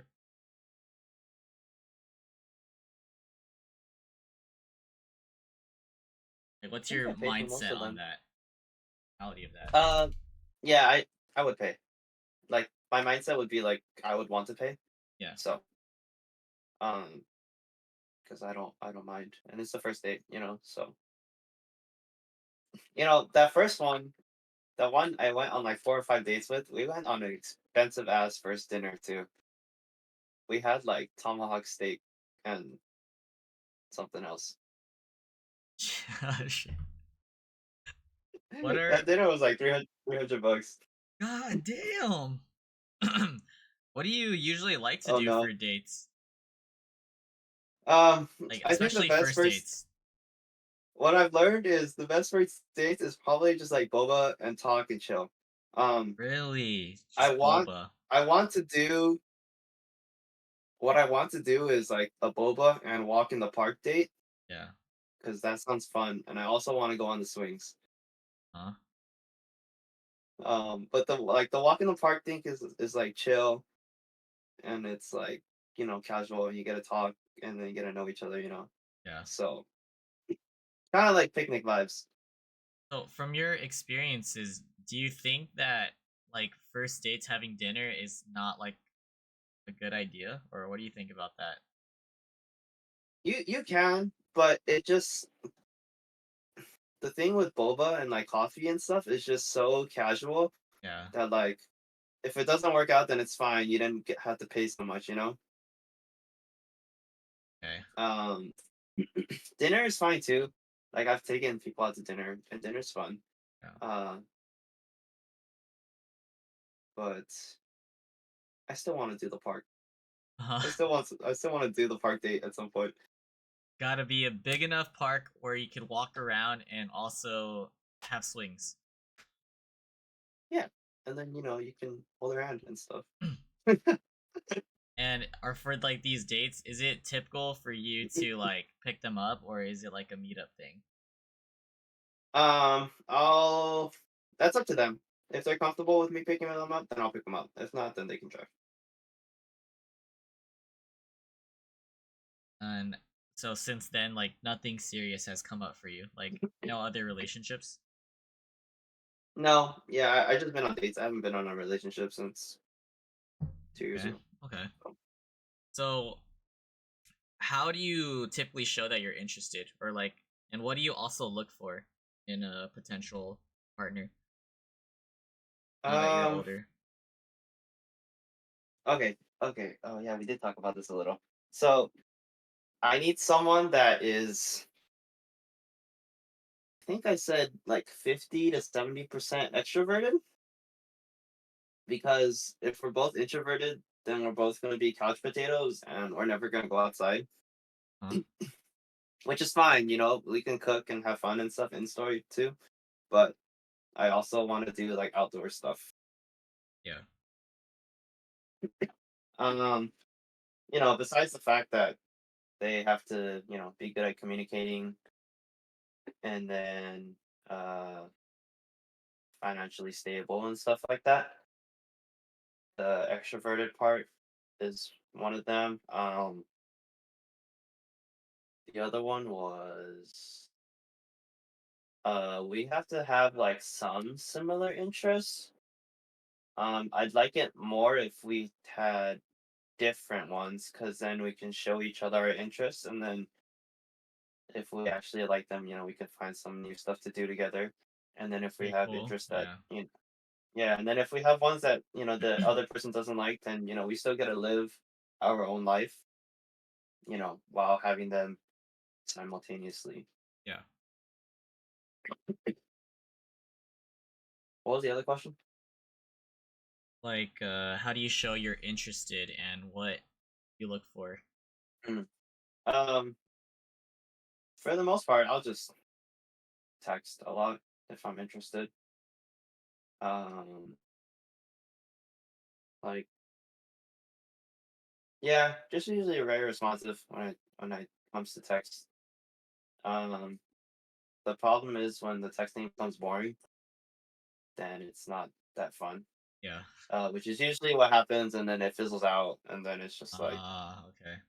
yeah, that's usually what happened on the last couple of dates. So, I see, I see. Speaking of texting, all right, I'm trying to learn like your game and stuff, like what you do. Okay, maybe I wouldn't call it game, but I just want to learn about your tendencies. Right? How uh huh. much of a texter are you, like actually? Let's say in a day, like how often do you have to text or like reply? Everyone's Like if different, I'm with someone, or just someone you're um, interested in. like I don't mind texting all day. Just we can't be mad at each other if we take time to reply because stuff happens, life happens, you got stuff to do. Um,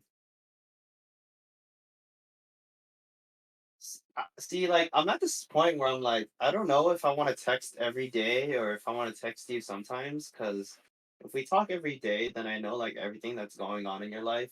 Yeah. But then if I end up seeing you like maybe like 2, 3 times a week, then we can just update each other on our lives. But then like at the same time, I want to know that like I still exist to you. So it's kind of like hypocritical, I guess, of me to say that. It's what works for But you. yeah, but I feel like for the most part, I enjoy it when we talk every day. Um, just because if I'm interested and I miss you, I want to talk to you. Yeah. Would you say you're more of like a texter type of person or like FaceTime? Uh, I don't mind Pause. FaceTiming if we're like doing stuff, or like if I'm cleaning my room, or like if you want to like watch a show or something. Mm. Um, usually at night, like a phone call or FaceTime is fine, but I don't think I can do it every day though. Okay.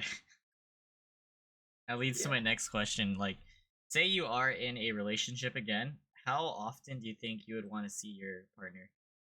Like, maybe number of days a week. Had to put a number on it. I would probably say 2 to 3. Uh, my friend sees her boyfriend once a week right now, Yeah, and she likes that. 'Cause she has a lot going on with her life. But for I think sure. for me, 2 or 3 probably works better. Um, Damn, maybe it would just be like 1 or 2 times then, because if I think about like the work schedule, how like I'm pretty much just not free until like 10 o'clock at night. Then maybe I guess I can skip Friday too. Yeah, 2 or 3 days. Got it, got it. Once a No, month. not once a month. Once a month, for sure. Yeah, I saw my ex like once every 2 or 3 months. That's not fun. Yeah, yeah. Okay, back to like the dating part. What are like some dating, I guess, red flags that you've seen? Or like maybe like your just personal turnoffs then. uh, I think one of them is if they don't keep the conversation going, because I guess it's mainly because I'm introverted and it's already hard enough for me to have conversations. Yeah. Um, I mean, I wouldn't see it as like a red flag, but it just makes getting to know them harder. Or like seeing if we like each other. Yeah, yeah. Um, what else?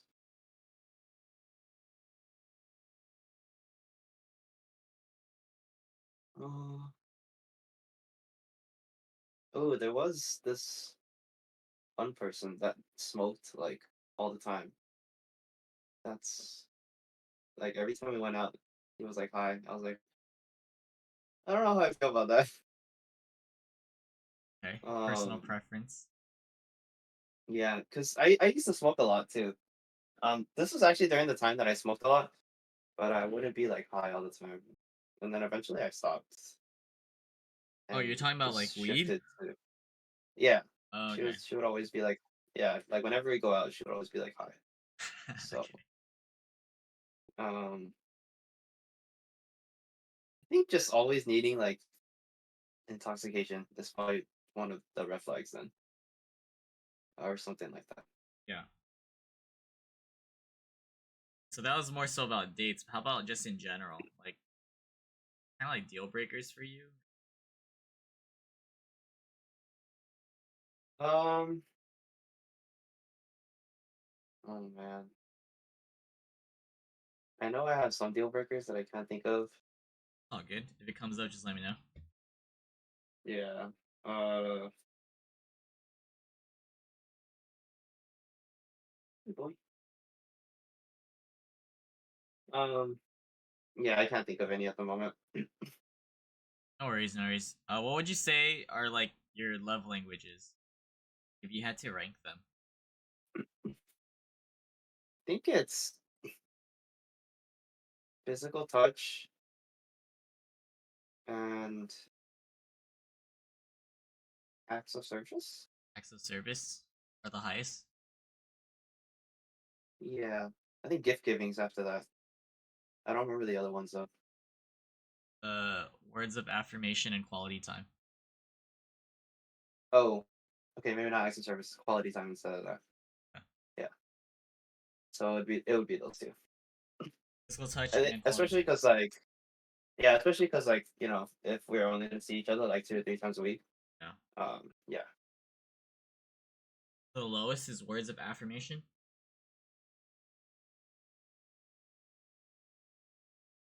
Lowest is probably gift giving. Like that's what I As typically much hear. as I like gifts and trinkets and stuff, um, I think words of affirmation help me feel better, like mentally. And the other way, when you're like, if you're the one to give or show love, like, would that still be the same? Are you big on gift Yeah. giving? Um, I would like to be. I'm just horrible at gifts. Okay. The The idea honesty. is great and so nice. Like when you have like special meaning behind stuff. Yeah. But me getting gifts for people, I'm so bad at it. The gift of your presence is perfect. Right. Yeah. Right. So that's some love languages. You talked about like what you're looking for in a relationship, but like what are you like what's your type? What are you physical attributes, physical appearance? I like redheads, actually. I remember Redheads? Crystal asked me this. Yeah, I remember she asked me this, and I was like, But she beat me to the question? yeah, she asked me on Saturday. She's like, hey, you want a red fade? What's your type? I'm like, Oh, that makes sense. I understand how she beat me to it now. um, and I was like, oh, like, the first thing I said was just like ABG or something. But but no, I like redheads. I Okay. think yeah, and then probably Asian, but I don't know if Asian and redhead goes together. But If they yeah, dye their hair, like okay. So primarily redhead, yeah, ABGs. Okay, cool, cool. Everyone's all of a sudden dyeing their hair to red. oh yeah, suddenly.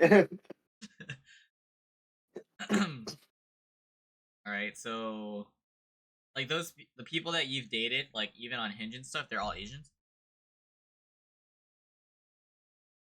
Yeah, uh, yeah, and then my ex was a redhead, so Your ex was a redhead, mhm. like non-Asian. She was not Asian though. Whoa. She was Latina, I think. Yeah. Oh yeah, yeah, because we went to Mexico. Yeah. Oh, there's no way you're gonna say I think that was 8 years. Holy shit. Yeah, she was Latina. She was Latina. Okay. Damn. Oh, All right, so okay, we talked about okay. All right, interesting question right here. All right, how would you rate oh your boy. Riz, spoken Riz and unspoken Riz? See, like, if I actually had the confidence to speak to a girl, I think my spoken riz would be pretty good, to be honest. Um, Confidence. but you've seen when someone talks to me, I just kind of like shut down. You've seen that, so um, We're alike, buddy. so I I Huh?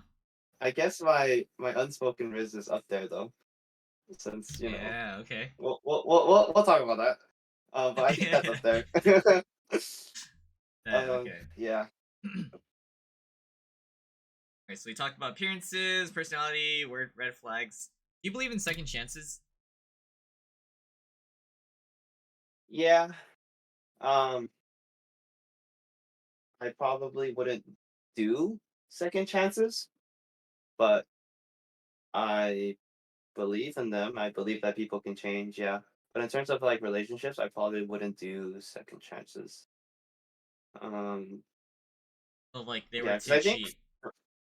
yeah, because I think for me, it's hard to look past what you did. Even if I forgive you and stuff, it's just kind of hard for me to look past it and, like fully trust you again. What's your thought about physically cheating and emotion? Uh, like How it which one I differs? would rather have done to me, or No, no, no, no. Like, how would you like? What are your feeling towards both of those? uh,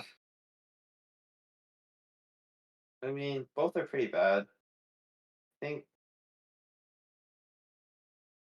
jeez, I would probably say emotional is worse because like that could probably destroy mental health. Honestly, I mean, not saying that the other one can't, but like I feel like it could a lot worse. Because like I can see people like saying like, "Oh, I was drunk. It was a one-time thing. It didn't mean anything to me." Like for Uh, physical cheating, and then that wouldn't be as bad. And then the other one would probably just like destroy mental health for me. Absolutely. Um. Okay, so close to wrapping things up, right?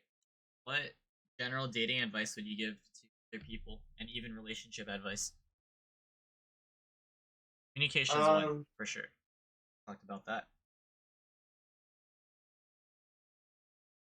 I think one something I would say is just give people time to like kind of open up.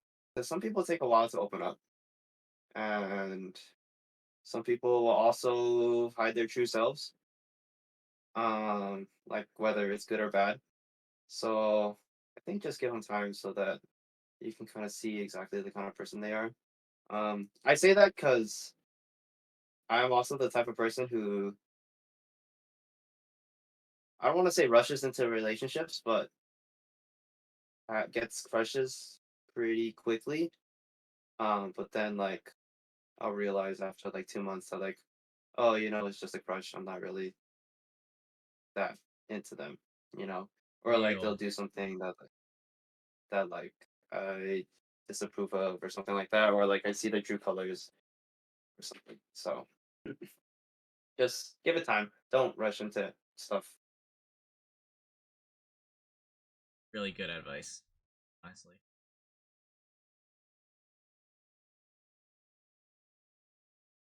Anything else you could think of? Um, no, probably not.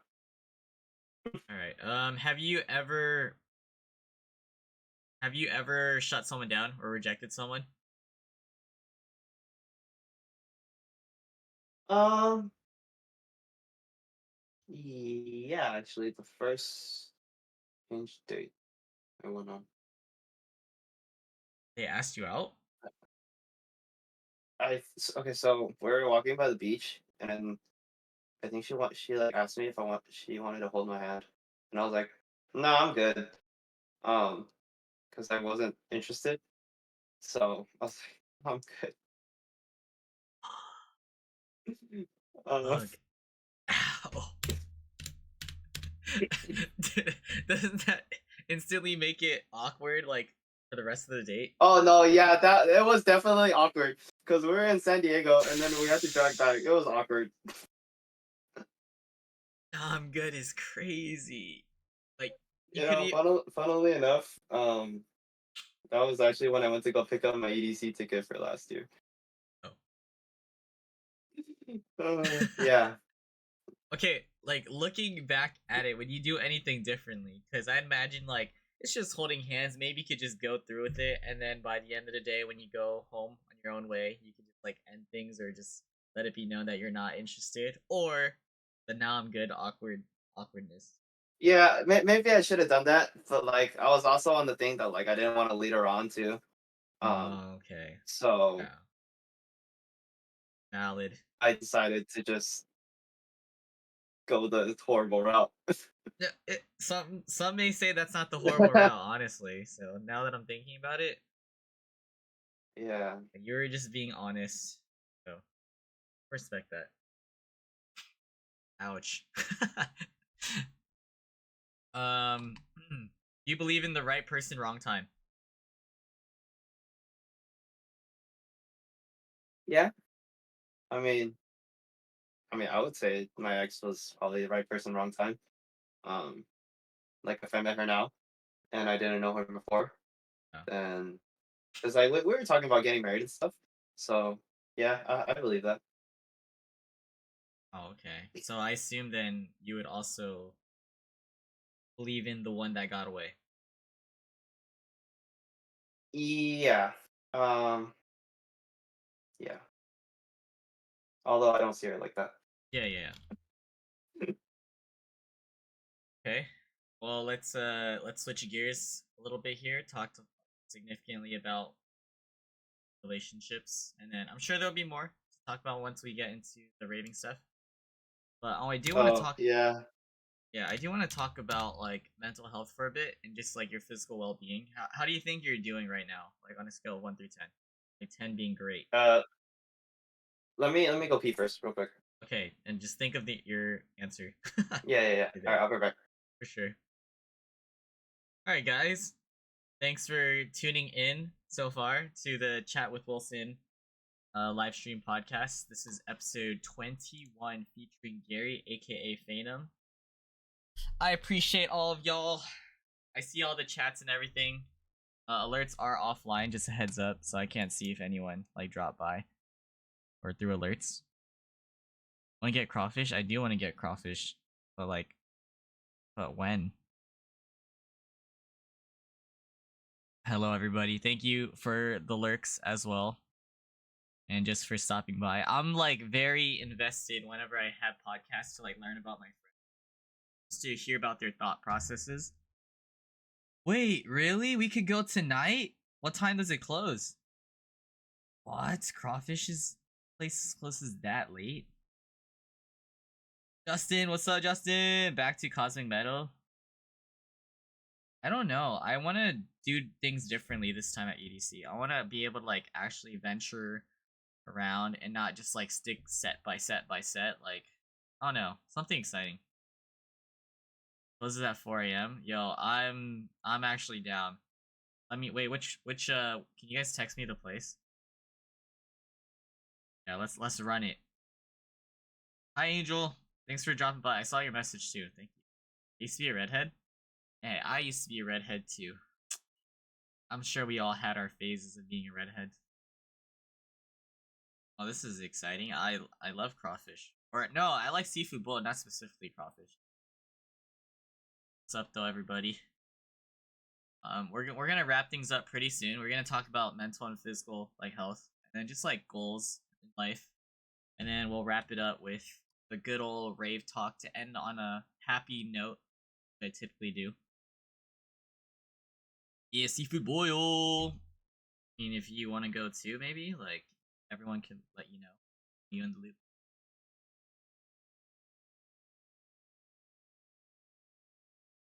You're a beast, Mika.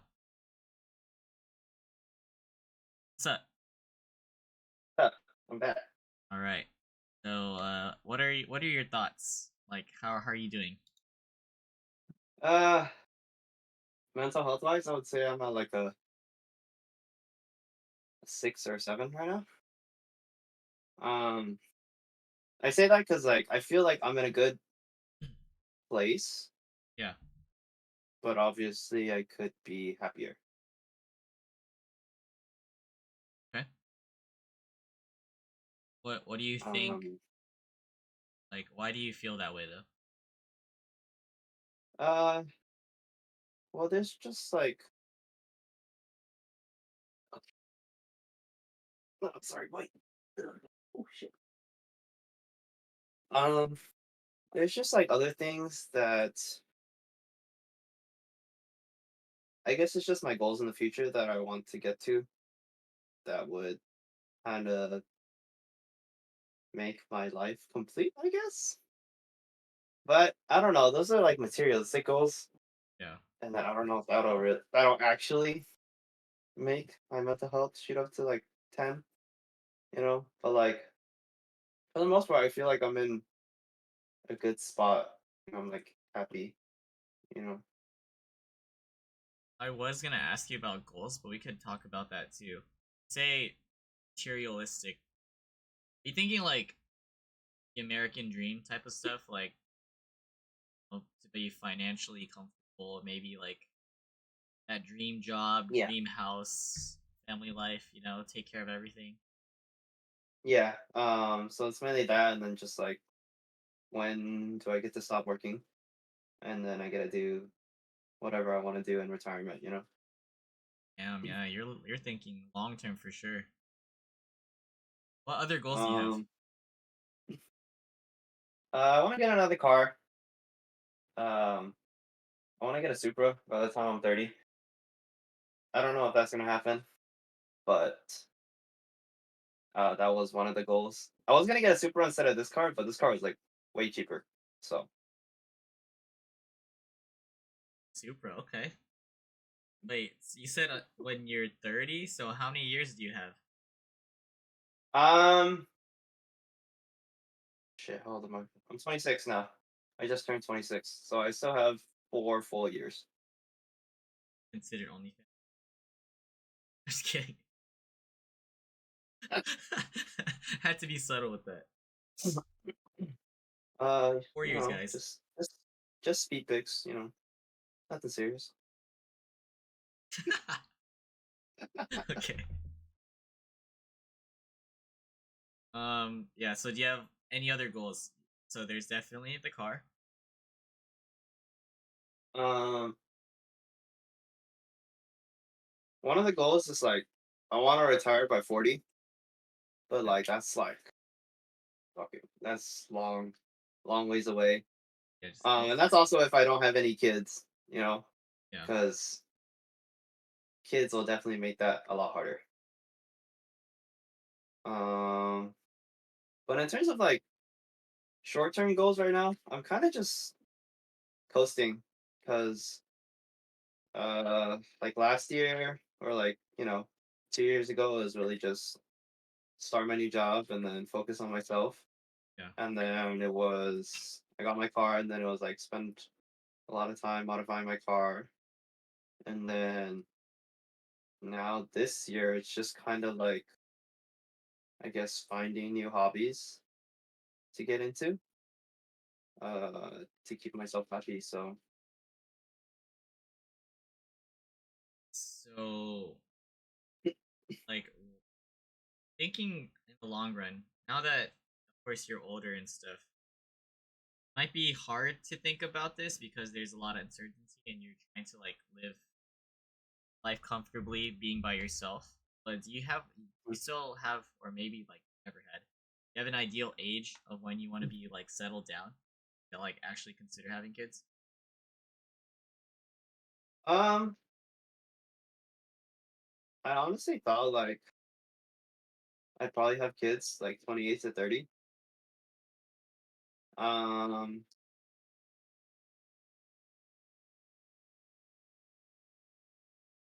I think now it's gonna I mean it still could happen, like that's like 2 to 4 years. uh but I guess it depends on the girl that I'm with, because for me kids is like it's really up to her kind of thing, because I've seen like I don't want to say bad part about kids, Yeah. but the bad part where like they cry all the time and they're really annoying and they wake you up in the middle of the night. Um, but if if I have a partner who would go through that with me and we'd work through it together, and we'd raise our own kid, then I'd be willing to do that too. So it's really up to her. Okay. So I guess it's kind of on her timeline, I guess, because I know at some point it gets harder for girls to have kids. So How many kids would you want? originally, I wanted to. Uh, Okay, originally. my friend says the first one I'm gonna have, because I want a boy, but she says that I'm gonna have a girl. Yeah, Says you're that's gonna how have a she girl. feels. It's just like a feeling, a sense. Yeah. Yeah, well, that's Um, 50-50 right I mean, I don't know if that's 50-50, but there. um, yeah. She also expects me to have a kid within like 2 years or something. So I don't know. I don't know how likely that is. And like a reader, a fortune teller type No, of. I think that's just her feeling. Damn. She's uh she's also the same friend that said I'm probably gonna have like a bastard child at some point. Bastard child? Yeah. Had your own Jon You know. Snow? Okay. um I'm betting that I won't, but she's betting that I am still. So What's the bet? What do you guys betting? oh it's like a $200 bet or something. Oh, okay. This was like after, a night of drinking. All right. I mean, I would think that would be an easy 200 for you, but we'll see. Yeah, we'll see how that goes. She said like within like a year and a half, so I mean I'm pretty sure it's not gonna. Okay.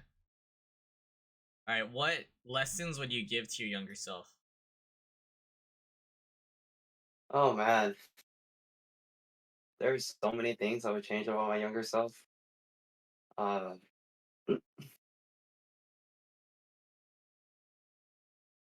it probably would. Honest, ooh, I was gonna say the communication thing. Um, but honestly, I think it would be the don't be so stingy with my money, because in the end, like, because it was so little that it.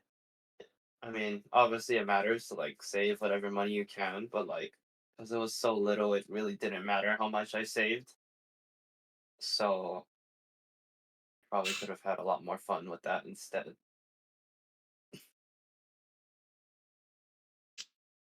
A good one. No, for real. Yeah, I was gonna say like the communication thing or like learn to communicate better or some other stuff, but I think it would be that. Yeah, you can have multiple things. And I would hear people say, like, sometimes that they wouldn't change anything because you have to go through, like, all these obstacles in life to learn more about yourself and to just grow as a person. Like, that's why I just see things like it's very interesting just to see everyone's perspective.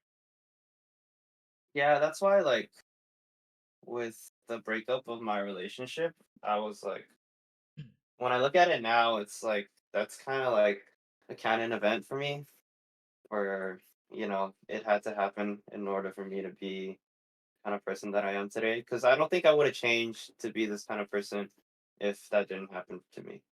Real bullshit. What would you say is your greatest accomplishment in life and then your biggest regret? Uh, Greatest accomplishment. Yeah. I mean, basic. Uh, it's either the 3 marathons that I did or when I deadlifted 2 plates. Those are like the best feelings. Okay. Um, I don't deadlift that much anymore, so that's why that's like my peak goal. uh, Greatest regret or biggest regret? Uh,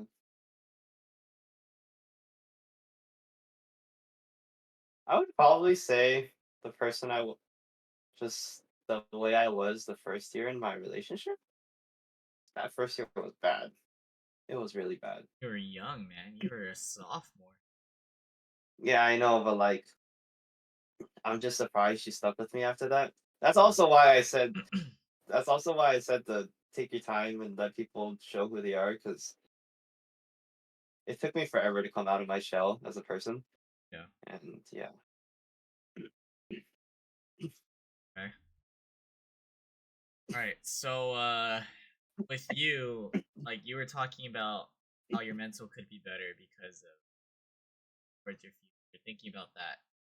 What do you Mhm. feel like are some of your biggest personal struggles as of now? Like other struggles? Um,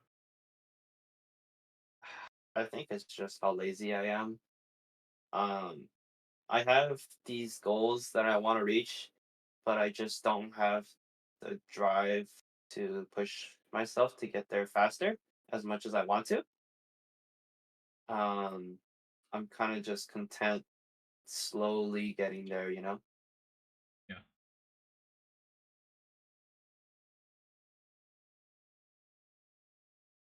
Or other things to note? Uh, no, I don't think so. I think that's just the main thing for me. That's because I mean we kind of talked about it like last week. That was just like the main thing that was bugging me, you know? Yeah. So Yeah. No. I know we had like our conversations and stuff. Definitely. yeah, This is for like people to hear about, just to like know more about you too. yeah. How do you think other people can help you though? Like in any way, help you, make you feel better, or just being a distraction maybe? Um, honestly, just the greatest feeling actually is when people just actually randomly reach out to me, Yeah. even if it's like not to go out kind of thing. It's just like a check in to see how your friends are doing. Um, like one of my friend, he does this all the time, and it actually helps because like sometimes you might not be feeling good, and you can just kind of tell them how you're feeling. Um, and then sometimes you're just feeling good already, and you're just like, oh, everything's going good. But it's just nice when your friends check in on you. It's just kind of like a reminder that hey, your friends are there. If you ever want to talk or anything like that, you know. Yeah. So that's why I try to do that often to my other friends also. Um, because you just never know what people are going through. So Big facts. Love those too. The random check-ins. yeah, and then it doesn't even have to be often. Like it could be like once a month, once Yeah. every Yeah. couple months. Like it could be like once every couple months, and then you haven't talked to them in a while. You get to update them with everything that's going on, stuff like that.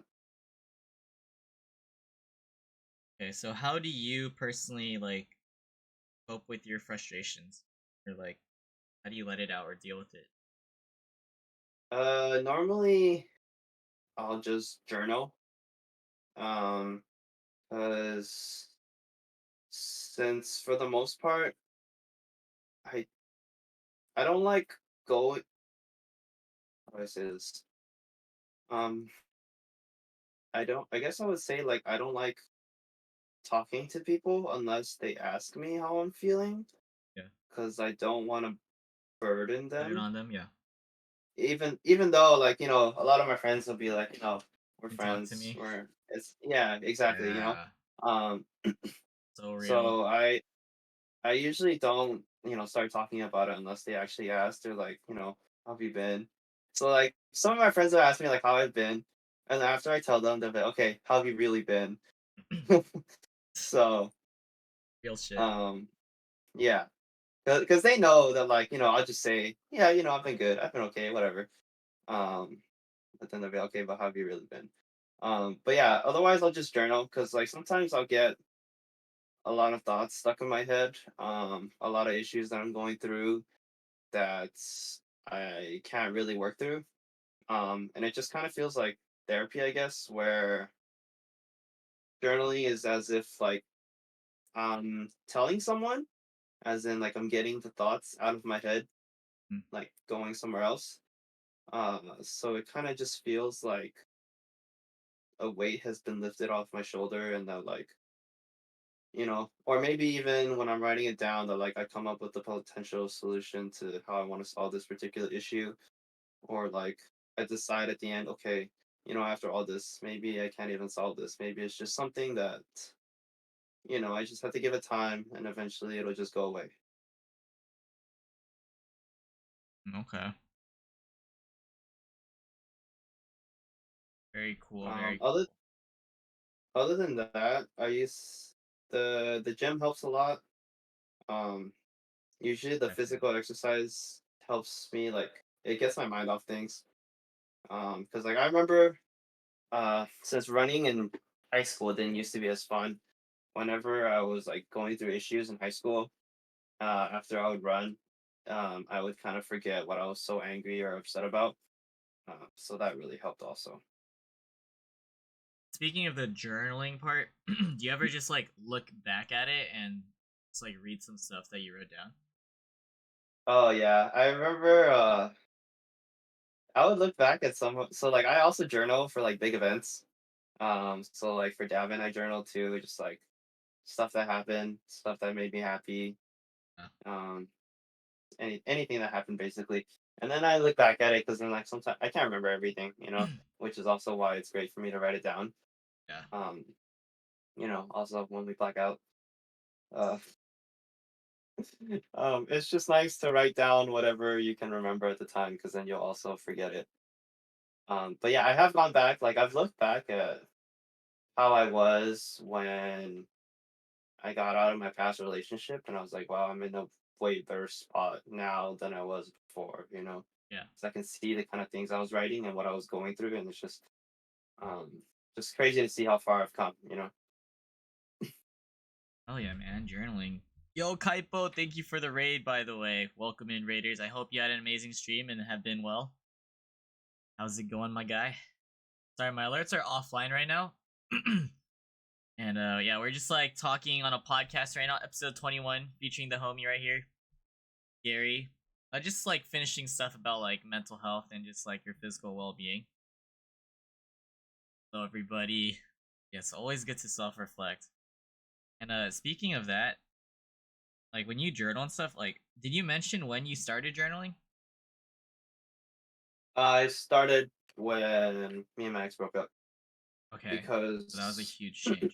it was like that thing because like I didn't talk to any of my friends about it, Yeah. and they didn't know until like a couple months later, and I couldn't keep it bottled up anymore. That's why. So that was kind of like my outlet. Oh, so it's primarily for like main events or like big events you go to, or is this literally every day? So before it used to be whenever I felt really stressed or angry or upset or anything like that. And then after I started feeling a lot better mentally, it transitioned to big events and stuff like that. I don't really um I'll usually do like a monthly one if I haven't in a while, just to kind of like if it, I mean mainly if there's just something to write down. Otherwise, like it'll just be big events. Like I think the last ones were, I think it was Gavin and Beyond, because those were the two big things that happened. So Okay, so it could be like happy events, sad events, just anything significant to you, like big. yeah, pretty much anything significant for me, because then like when I go back and look at it, it's just kind of there to remind me of Sure. all the good things and all the bad things. So Hi Kirby, welcome in. By the way, appreciate all of you guys for tuning in to the pod. Um, do you like when you say journal? Is it like all in physical writing, or do you like are you talking about like typing it out in like notes or something? no, so I'll type it out in notes on my phone, and Okay. then I have another. It's kind of similar to like, I don't know what it's called. It's kind of like a journaling thing that I have on my computer. It's also an app on my phone, but I transfer everything to there Yeah. afterwards. Yeah, I see. So it's just everything that you can think of. You mentioned that you even wrote about Davin, which just happened. So I'd Yeah. assume that It, you was- like it, name drop people, right? yeah, Yeah, definitely. like Denny the It's like instigator. yeah, like uh, yeah, it's like people I met, or people who I finally got to meet, stuff that happened. How Denny didn't want to pregame that much. Day two, Denny, there you go. stuff like that. Uh-huh. Denny only drank half a bottle of soju and half a buzzball. Ah, okay. Um, because it's also nice to, as much as I can remember stuff that happened, it's also nice to remember like the little details. Um, it's just fun, honestly. That's cool. You're able to remember like like such core memories and specific. Looking back Yeah, at this, I'm not gonna remember a lot, but at least we have like the VOD and we have journal stuff like. That's awesome that you journal honestly, and you can look back on always. So with that being said, like that's how you vent for your frustrations, or like you keep it to yourself. You can talk to people. I know that. How often would you say you feel alone nowadays? It's by having a lot of friends and like um, a good balanced social life.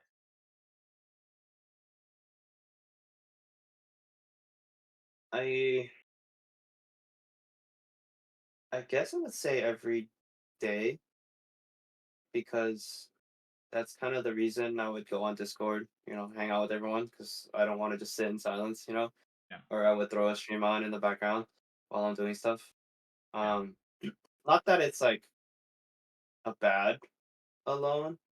Um, it's just that like, sometimes, being at home by yourself just gets lonely, you know? for So sure. it's just like, hey, just go online, talk with your friends, play games with them, or just go in your chat, talk to everyone else. Well, I definitely agree. Like even if, especially like even after big events and stuff, you kind of just like reflect and you, yeah, back to the routine, right? I'm sure people appreciate having a routine, like consistency, of course.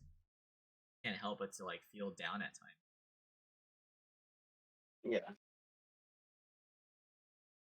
Okay, so let's transition, and this is where we could talk about your trip, rave scene, EDM, all that good stuff. Before we talk about the All trip right. that you just had, talk about your introduction to like EDM and raving, and like how you've grown as a person through Okay, so I started 2019. My first event was Alchemy Long Beach. it before I COVID. apparently, I don't remember this. There was Jason Ross, and then I remember Devin Lyons, and I remember Slander Back to Back Nightmare. Damn, what That the was hell? my. That is a sick lineup. I would I have think loved Sudden that. Death was also there. Huh? Um, yeah, so that was my first rave. I also rolled Oh, the very first time. um, and then after that one was Millennium in December. I think I have the ticket stub on my desk somewhere, but I don't do know you where. keep a list But to it was track all your events? I do actually. The same place I write down my journals. I also rank them. Oh, oh, nice rankings too. Okay, so Millennium. I think Davin's number two in festivals now. Anyways. It was Millennium 2019 December. I think it was for his Ascend tour at Staples Center. Uh, and then that was my last rave because I was with my ex, Yeah. and then I took a break until Mm. Nocturnal 2022, where I saw Millennium again, and then I was supposed to roll for that one too, but I remember my friend arrived late, so I didn't. Oh, sorry. I also was there. There's another raid. Thank you for the raid. Welcome in, raiders. Hope you've been well. Hope you've had a great stream. What's up? What's up? Welcome to the podcast, everybody. This is Gary. We're talking about life stuff, and we just started with the EDM and rave talk to end things. Yeah, what's good? Thank you for the shout, sleeping. All right. All right, continue.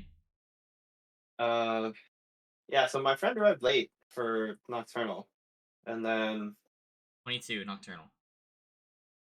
yeah, and then I remember seeing Millennium, and then when we left, we sat. We left at like 1 when the show ended. We got to the parking lot around 1:30, and then we sat in line for I think like 3 hours.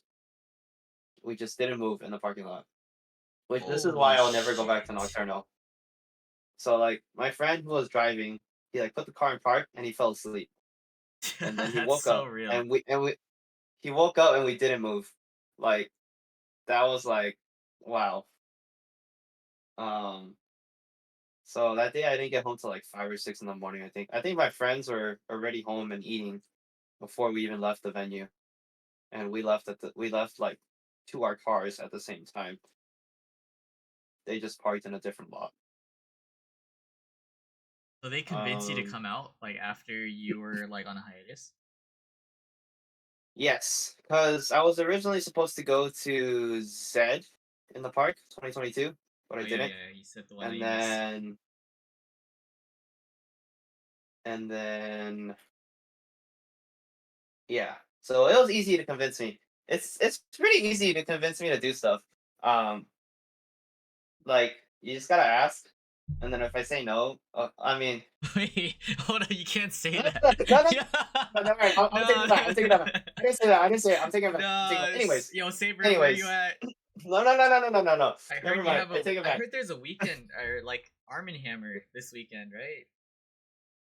Okay, I'm not gonna lie. Like, No, he's not here. It's okay. It's okay. if like I would go because If. like I kind of do want to go, but at the same time I just oh damn he is here. Oh shit. At the same time, I'm just like I'm pretty tired and exhausted from events, so like I don't want to go.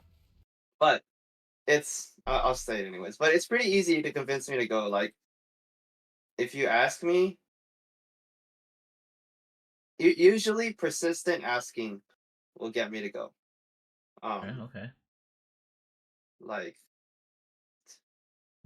you see, what's funny is I want to do I would actually I'm low key kind of down to do chill tomorrow, and then Arm& Hammer for Saturday, You're but down like to do I a don't want back to. to back?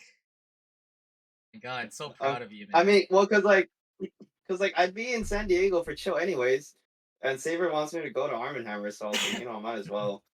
But Valid. Okay. no, no, I'm not gonna do it Okay. as, as much as I want to. Self restraint. Um, no, I don't hate you. Hey, he's sick right now, right? You can clearly see he has the look flu. Let him recover. Can't believe I got sick after Davin. I'm so sad. Um, anyways, so it was nocturnal. There's Countdown 2022, which is that one's my second favorite fest. Oh, I get. Oh fuck, is that one my second favorite festival, or is Dabin my second favorite festival now? Um, Won't be offended if that Dabin's your third, because still top three. That's pretty good. yeah. So it was Countdown 2022, and then that's when I met this girl who fixed. I was fixed me. So crazy to Um, say that. To say that someone fixed you. Wow. yeah, cause so Saber would love this story. So what happened was we were at we saw chain smokers, and then I popped for Zed, but it didn't hit until the set after, which was Ray Volpe, I think. And then this girl, and then while we were there, this girl kind of just like walked up to me and said, "You're cute." And then she like grabbed my hand and started dancing with me. What the So I fuck? was like, That's all it takes. "Oh, okay." Um, so yeah, we had fun. And then um after we transitioned sets, Huh? this was when the rain started. So we tried to get into the main stage, but we got stuck under the side of the tent. So like the water was like water falling down on us. And then after that, the night was not fun anymore. Um, yeah, and then that day I ended up leaving at like 11:30, I think, because the rain was so bad. 11:30? Yep, I left so Yo, early. you didn't even get to see the back to back or slander? Nope, I didn't even stay for the countdown. Wow, I wow, was wow, like, wow, I'm wow. out. I'm done. I'm out. I've had my fun. Uh, You got fixed and then the rain just killed it. yeah, and then at beyond 2023, there was another girl. Wait. Before you move on, what ended up happening? Or- Oh, I never got her. She got her phone stolen, so I never What got her the Insta or her phone number. So I regret that, but it's fine. damn. Did, was Never, it like never a to be seen one? again. Was it like a one set thing, or did you guys like move around together with each other's group? Well, we tried to go to the other set together, but we ended Oh, up getting wet, and it was not fun anymore after that. I see. Funnily enough, she's from San Jose. Now that I remember. Whoa. Hey, tell me, leave me a name so I'll be on the lookout. Yeah, you can DM me if Yeah, you. I'll leave you a Okay, name, but okay, I don't okay. think you'll. Who knows? Who Um, knows? Investigative work. yeah, so that was that, and then um, there was another girl at Beyond 2023, I Okay, think.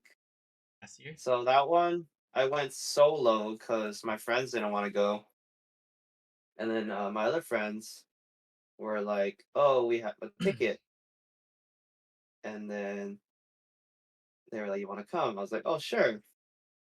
And then I remember seeing Audien, and then because I got there, I met up with them, and then they all like house, so I was like, "Oh, I can't do this." Um, no offense to anyone who likes house, Drew, calm down, Drew. but Relax, restrain yourself. Mhm. that the music is not for me. But I went off on my own to see Audien, and then when I Oh, came Audion. back, Yeah. yeah, I actually don't remember anything from Audien. Damn. I don't know why. I don't remember any of the sets I saw that night. Um, so when I came back, I think this girl also grabbed my hand and started dancing with me.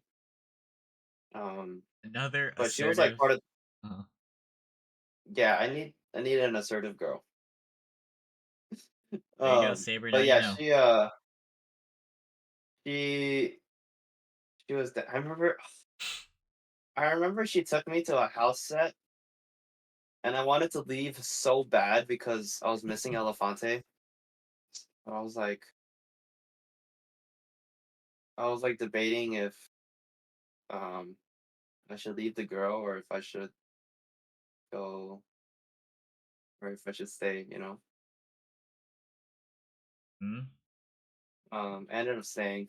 Big mistake. I should have seen Elefante Wait, why was it a mistake? What happened? because the house set was so boring. Like 5 minutes into the set, I was like, I need to go to the restroom. I don't want to listen to this anymore. Okay. Uh, I couldn't do it. Um, yeah, so I missed Elefante. There was actually Dioro and Excision that day, but this was like before Wow. I was like a super big headbanger. Hmm. so I didn't really enjoy Excision that much. Um, I also went to EDC that year. EDC was fun. Your first EDC? Yeah, that was my first EDC. Nice. That has to be number one, right? EDC is number one, There you go. and then I think yeah, Davin or Countdown is number two. It's probably Davin. Countdown wasn't that much fun. It was just a girl. Love the honesty, man. What about Yeah. EDC made you love it so much, and why is it number one? Mainly because that's when I really took it upon myself to go to wherever I want to go. Because I went solo. Hmm. Not so I went solo, but I side quested. Because like day one we were all together. I was scared to leave them because I didn't want to get lost in anything. Yeah. Day two, I was like, fuck it, I'm gonna just go wherever I want to go. Um, so day two, I remember we were waiting for Tiesto, and then my friends didn't want to get closer, but I wanted to get closer for Zed, so I went off on my own to Zed to get closer, and then that was really fun. And they went to Solo and King after, and I went to see Huang, You which was made it really to fun. Huang? Yeah, I actually made it inside. Dude, that shit. That line was crazy. hmm I don't know how I made it because I was pretty close in the front for Zed. And I also like made a loop around the thing because I didn't know where it was. But yeah, I'm surprised I made it. Wow. Um, and then day three, I think day three was just so much fun because I was on a lot of stuff. Um, I remember seeing Dioro, Martin Garrix, Excision, Slander Damn. in that order. It was super fun. So that's probably why it's number one. How would you like just describe what EDC is like compared to other festivals? Sensory overload. um, I think my favorite part is the fireworks. That's Um, awesome. like whenever the way I got convinced my friend to go to EDC was I showed her the video of Rush Over Me Shatterpoint fireworks at Cosmic Metal. So that's what I show people whenever like, hey, you want to come EDC? Look at this. So good. I had the It worst was so view. good. I remember you were right at the front, Yeah, but causing at better. Like, what are you it's guys okay. At seeing? least you enjoyed it. Maybe this time you're gonna see the fireworks. Yeah, yeah, true. I You, mean, you saw them for the other days, right? I did, especially from the Yeah, main stage, like the other days afterwards. Especially, they played like yeah. moments. Oh yeah, moments. That was nice. I Do think you, day three I was headbanging to fireworks, man. I think it was like Excision fireworks? Feel Something. Oh, okay. Anon, Um, thank you for the gifted sub to Cheska. Appreciate it. Thank you guys for hanging out. By the way, have I missed message? What kind of do you like being in the front? I feel like you do rails and stuff. I I do because like I really do like to headbang now, but it's also so crowded Yeah, that like the I don't. sacrifice. And then I also sometimes want to be with my friends. It's like you can't get everyone to the front, unless they're there super early. So yeah. Um, it depends. Like if it's Millennium, I'm okay with just staying with you know whoever I'm with. Uh, man, I want to be. Do you imagine the front at Excision? Holy. Yeah, that'd be insane.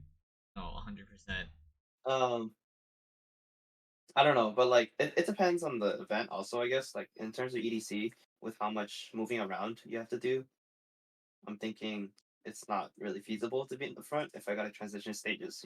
So Yeah. No, I agree. But How but how are you like at EDC? Are you the type that stays for like full sets and then you like switch to like the next set or what? uh, it'll depend on who it is. Like if we're going, like if it's gonna be Slander into Millennium, um, I'll skip the end of Slander to go to Millennium. You know, Yeah, yeah. if it's Millennium into Slander, I'll stay for the full Millennium set. It depends on the artist and how bad I like them, or like how much I want to see them. You know, You do split so. sets? Uh no. Like if it's gonna be Slander or Millennium, I'll pick Millennium. Okay, okay. I'll pick one. And then what are you looking forward to for this year's EDC? Since you've experienced it once, I'm sure you were hella tired because I was ate the whole entire I time. was How about you? yeah. Um, I'm mainly just looking forward to sets. Uh, I'm bringing my friend to her first EDC, so I'm probably gonna be Oh, with her for the most part. Um, yeah. and then we're doing, or like, it's mostly just sets I'm excited for, like Millennium, Zed again, and then, but honestly, Sunday is probably what I'm most excited for. There's like 5 or 6 people that I want to see at uh circuit grounds, I think. And then the only one I would move for is like Griffin. Oh, I Ah, think okay. Kawachi Sunday too. But yeah, for the most part, yeah, Sunday is gonna be crazy. Did you stay the whole time for EDC? No, we got tired. So the first day we left at like 2 or 3. Ooh. Second day we left at like 4. Last day we left at like 5 or 6. One sec, my parents are on. I'll be right back. Okay? Yeah, yeah, yeah, for sure, for sure. All right. Again, appreciate y'all for tuning in. We're about to wrap things up right now. His parents are home. What's up, everybody? Anon, thank you for the gifted sub once again. Everyone. Dog is an adventurer, like digging through the blankets and everything. Hello, Kirby. Welcome to the stream. By the way, next hair color. I think I'm gonna. I actually like how this hair turned out. Color. It was very. It was like bluish at first. Then it dyed or like faded into like a silver look. So I want to go for that silver look and try to maintain it before like turns into this again. But this isn't too bad. Wait, Wilson, are you actually going? Yeah, yeah, I'm down. I'm down. Let's let's make it work.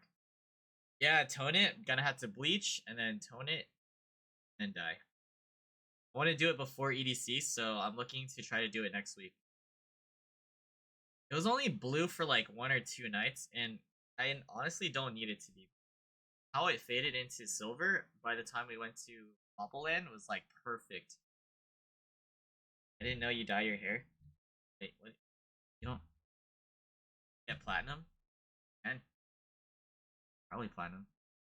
Wait, two, are you also gonna try to go? Mine's getting brassy again, and the roots are going out too. What's up? All right.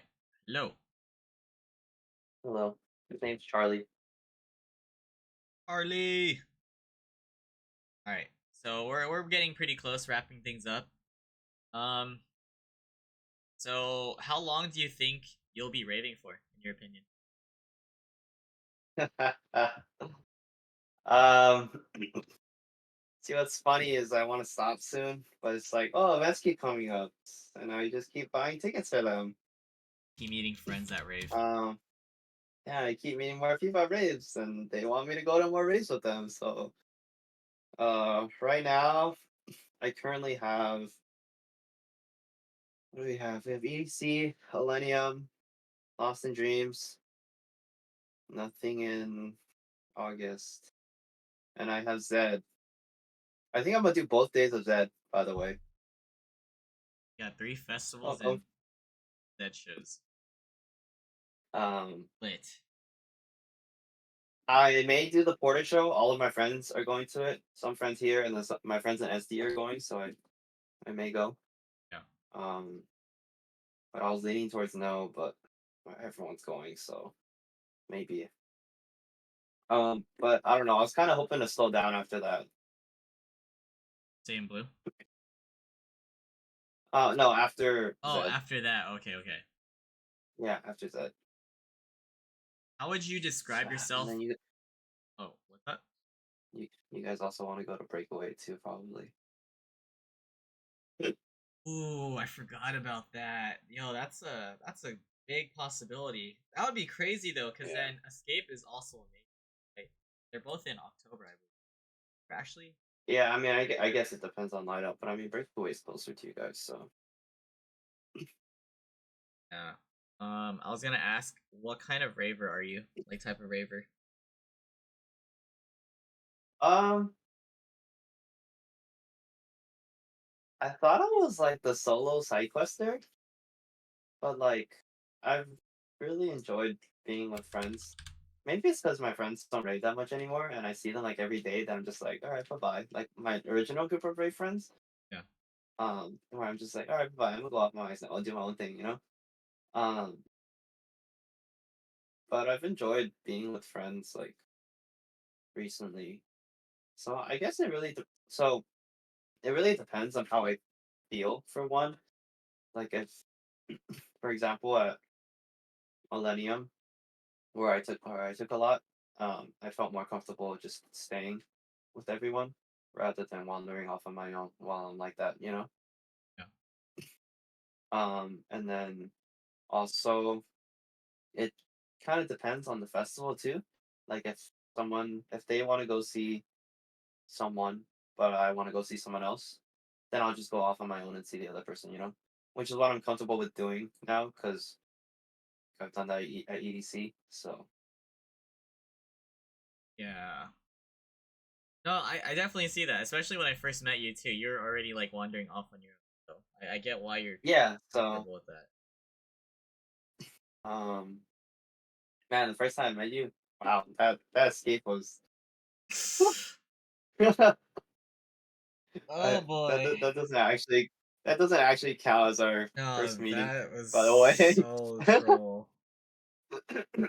Yeah, shoutouts to Anon Oh by the man, way for the gifted sub to Cheska. Yeah, just for chat to know, the first time we met, me and Gary, we were supposed to meet up at Escape, and then we actually did meet up.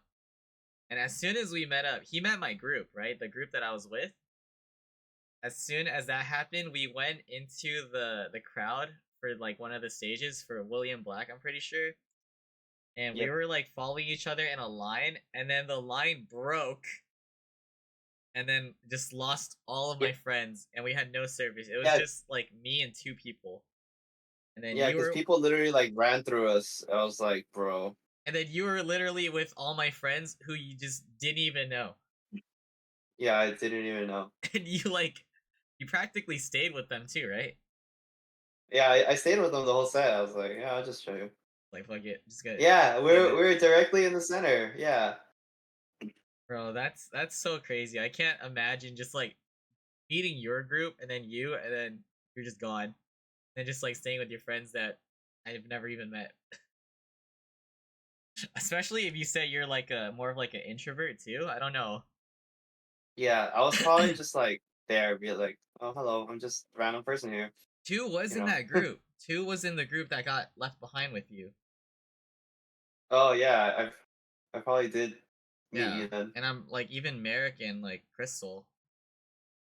Because the only people that was with me was Giles and Hein. Those are like the two that Damn, met. Giles was there for that too. Yeah. So there. Lulu, welcome in. Hello. Yeah, that was the first meeting. Um, okay, so you talked about what kind of raver you are. I feel like you're a very chill type of raver too. Like you have your moments where you could headbang, but for the most part, you like just like, just standing there vibing, right? Yeah. It's funny because when I went to William Black SD, Huh? my friends were like, or they were like, "Yeah, I know you're like the super chill kind of person, but once the neck breaking starts, you're Yeah, you're you turn definitely up. there with us too." Yes, Turn up yes. for sure. Fine. Oh man. You talked about how EDC is your favorite, and then it's like Stay in Bloom, then Countdown. Yeah, so those are festivals.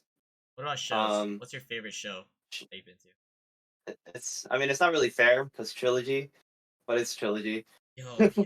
Oh, yeah. Trilogy both days. It's really not fair because it's trilogy, but yeah. How would you Um, describe your trilogy experience? like a dream because I love Millennium. Is Millennium your favorite? It's yeah, he's probably my favorite. Nice, nice. Like my friends asked me like if I like Millennium better than EDC Huh? 2023. I was like, probably yeah, just because it's just 5 straight hours of Millennium Yeah. versus like 8 hours of spread out whatever people, and then I get tired and all that stuff. But it's just straight Millennium. So So good. plus it's closer too. Uh, and then after that it's the William Black San Diego show, and One then that the just LA happened? show, and then yeah. So both William Black shows that I went to, Yeah. and then I went to Midnight Kids for in November, which was really good too. Oh, what was significant about the William Black show that you recently? I think the kind of so one the music I loved it so much.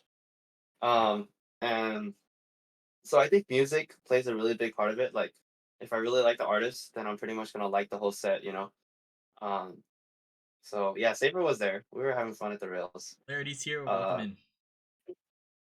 so it's just kind of like the events that happen there too.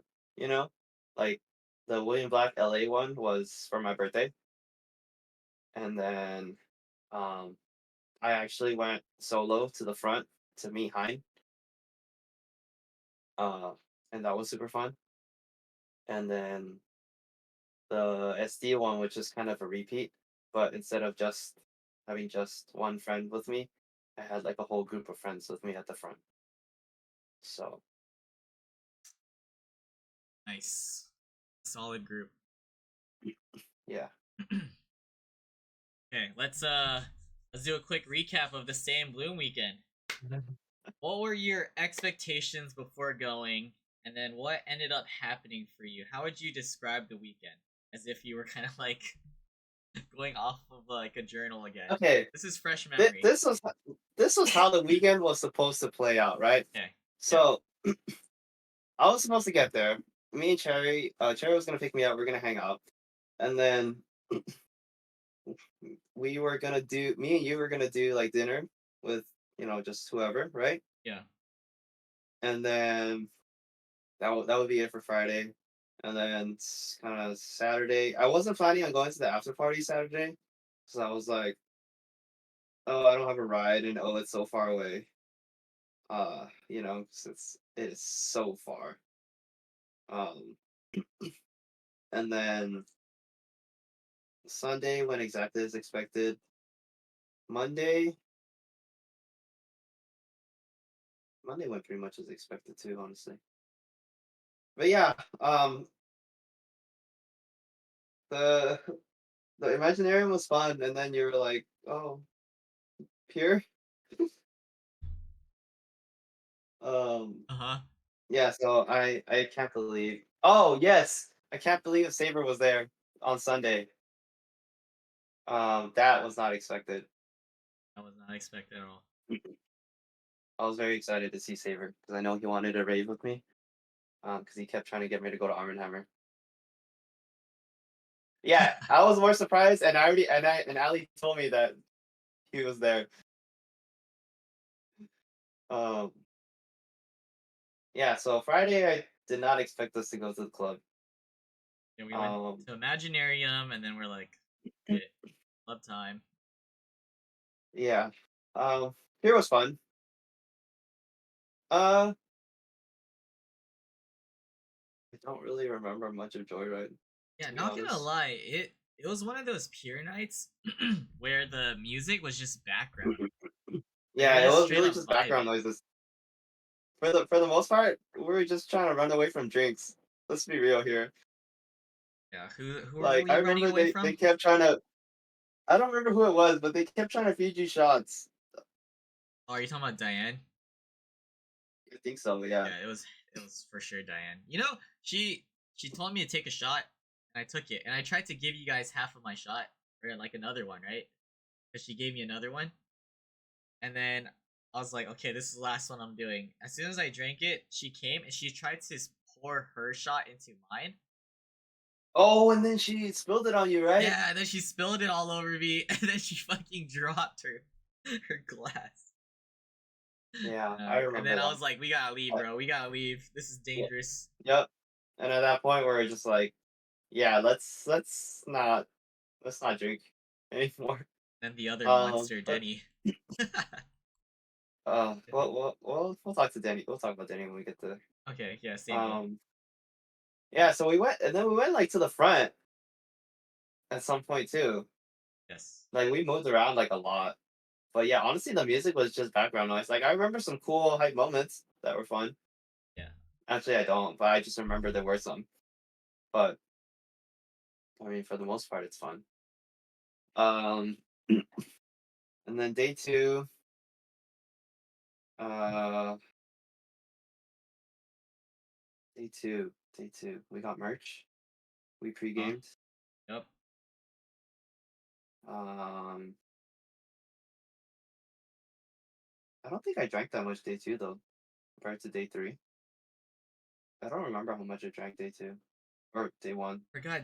Well, yeah, Pure, you barely drank. I remember that. And then day one, you Yeah, drank. because my stomach was actually hurting. Because like Yeah. normally I can't drink that much alcohol, but somehow my stomach said go have fun. So yeah, I remember like I think you gave me some beatbox day two, no? Or day one. I'm I pretty actually don't sure. remember. I Yes. just remember drinking Yes. a little bit day one. Because day one is when Crystal gave me the drink that you thought was good, and Yeah, then so you drank that, and it was a mix of like beatbox and yeah. So we drank that, and then we drank like some other stuff too. And yeah. then when we went inside, when did we start buying drinks inside? I think we got one like Jeez. right when we got like waters and stuff. Um, that's when I started to remember like all the mango Oh meals. yeah, because we were all just standing there, and I was like, Yeah. I mean, if we're just gonna stand here, then I might as well just go get drinks. Yeah, because the water line was And pretty then long. yeah, and then that's when I found out two was allergic to mango. So I was like, oh okay. Well, I'll keep this. I like gave it to Crystal, and I was like, I'll get you another drink. Oh yeah. Uh, and then I don't remember buying more that night though. Afterwards, like after buying it in the beginning, I remember the the Dabby set was fun, but I think I like Ray Volpe's set better. Maybe just because I like headbanging The more now. energy. Yeah, yeah. Yeah, the energy is just. I guess you're right because I remember you saying day one was like feeling a little simpy, you know. Yes, compared to day two. So yeah, day two was oof. Um, and then we went to the after party. I got drinks at the after party. Were you hella tired after day one already, or were you still good for the after party? Like at the after party, I was fine up until maybe like 1:30. 1:30 it started hitting me, and I was just so exhausted Okay. because the playing set finished, and his set was really good. Yeah. And then Davin was playing. Um, I enjoyed some of his set, but I think I was just too tired at that point, and I also didn't want to buy any more drinks. Like I didn't want. It was so late. Yeah. It wasn't so late, but I just don't want to buy any more drinks at that point. Yeah, once everyone came out, I was already like dead, and I was like, "Where's Wilson? I want to get out of here." But little did I know, Wilson was already out of the crowd. Yeah, yeah, yeah. I was just like, I need to relax. It could have pulled me out when you went out, man. Yeah, they had like a Uh, B4B. yeah, Wilson just disappeared on us. Okay, I thought the show was gonna end at 2, right? That's why I left. I went to the wall where you guys found me. Yeah, And then they just but it kept ended. going, and it was a different DJ. It was the back B4B or B5B. And I had no idea who was playing. Like I just thought that it was some random person playing. And then all of you guys started like showing up, and then I think like after 15 minutes, I was like, "You guys want to go?" Yeah, I was exhausted already. So I remember I didn't sleep till like 5 that day. So Holy bad. shit! Can you sleep when you have alcohol in your system? Yeah. Um. Uh. Well, I mean, normally I don't drink that much alcohol, so yeah. Yeah. And we had to leave because that shit was probably gonna end like around 3 or something. Rabbits and Dre Volpe? I don't even remember that. Is my memory that bad? I know. Wait for what the B5B? It was. I know it was like I think so. Frost I Top remember was hearing there Frost Top and playing in playing. Last Heroes. Yes, yes. At least those 3.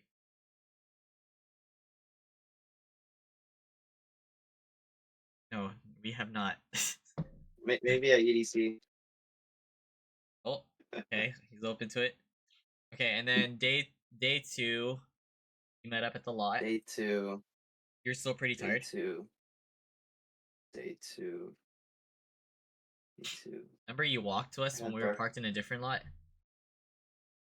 Oh yeah, day two, and then And Hy did his smooth talking to get us to the other lot. yeah, we went to the other lot, and then dude, Denny pulled out that huge bag of drinks. Oh my god, Yeah. I still have a picture of all those drinks. Let me see. Then he just like dropped a huge box or bag of like beatboxes and buzz balls. Look at all these drinks. Yeah, and he just like put it on my Two full lap. bags of drinks, I'm like, fuck and I'm no, I don't want to like, drink that. Okay, I drank one buzz ball though. yeah. So let me try to recap how much we actually drank that day. Yeah, go for it, go for So it. we started drinking, and I was like, "Hey, listen, let's pregame together," because I didn't want to be the only one drinking. Yeah. Um, so I remember going through the bottle of soju, and then I we went through a lot of Michelle's soju that she brought too. She had 2 bottles. Um, and then we finished both of those. Like I didn't drink like all of it, but like drank like a good amount of it. And then I remember you finished the when you scammed me. You finished the rest of the soju.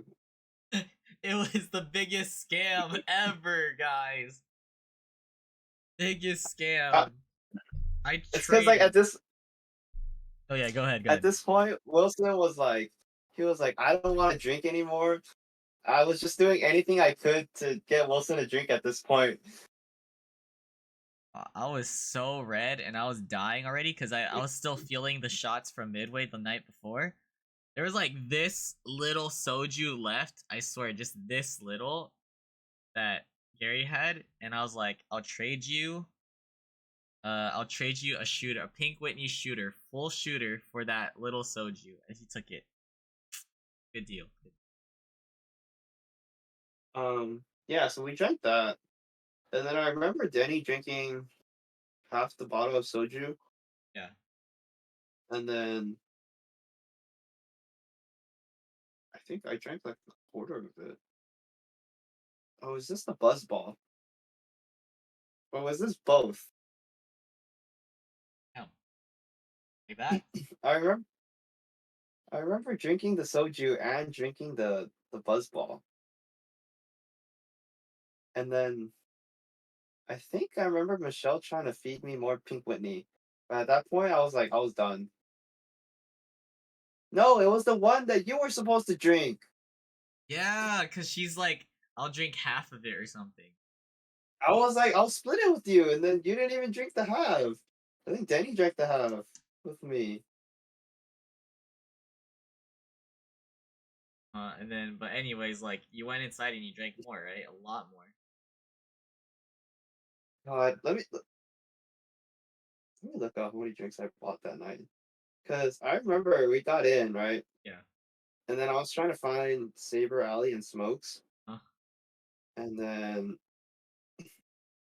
um when we went to get water at the other station, that's when I think that's when Denny said, "Let's go get drinks." So we went all the way back to the other side to get drinks because that's where they had the good drinks. Yeah.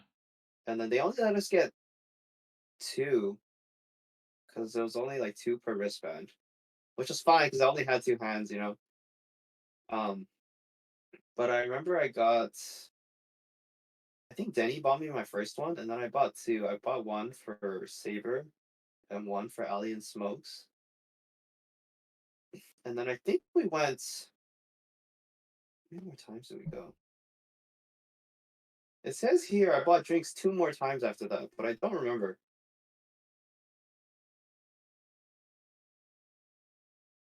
Um, I do remember at some point that I remember the last time I got drinks where I gave it to Ali and Saber, and then I sat down and I put my head down because I was tired. And then Ali was like, "Gary, you want to drink more?" And then she looked at me. She's like, "Never mind. I probably shouldn't give you anything more Yeah. because I was just sitting on the floor with my head down, just because it was like intermission between Jai Wolf and Davin. I was just like, I'm just gonna rest for a little bit before I break my neck again.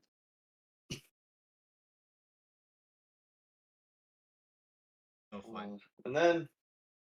And then I got sick. Ooh, that sucks that you got sick.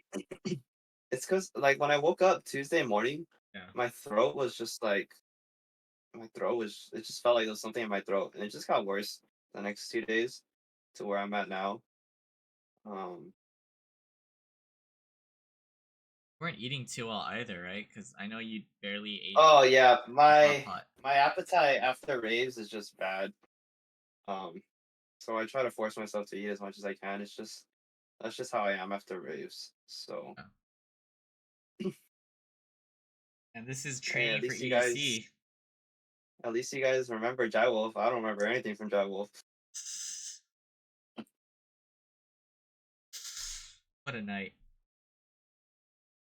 Oh, Lots of surprises. Wait, did so you even eat which after day did off? you like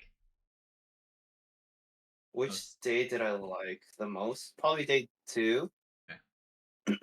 Wait, were we still at the front at that time, Saber? I thought we moved to the back already. I thought that was during kid. I did eat after I got home on Sunday though. I had leftover food from the lunch I had. Girls next to Saber. That was during Jai Wolf. Oh, you guys We moved moved during. halfway during Jai Wolf? Damn. Damn, when did I leave to go?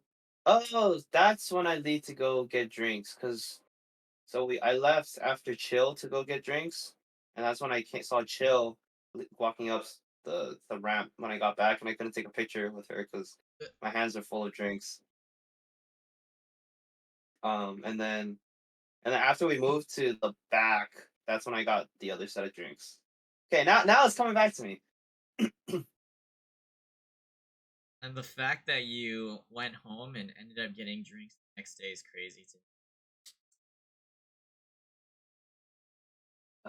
Yeah, that was a lot of drinking. Yeah, I mean, our boss took us out for drinks. I was like, free drinks, might as well.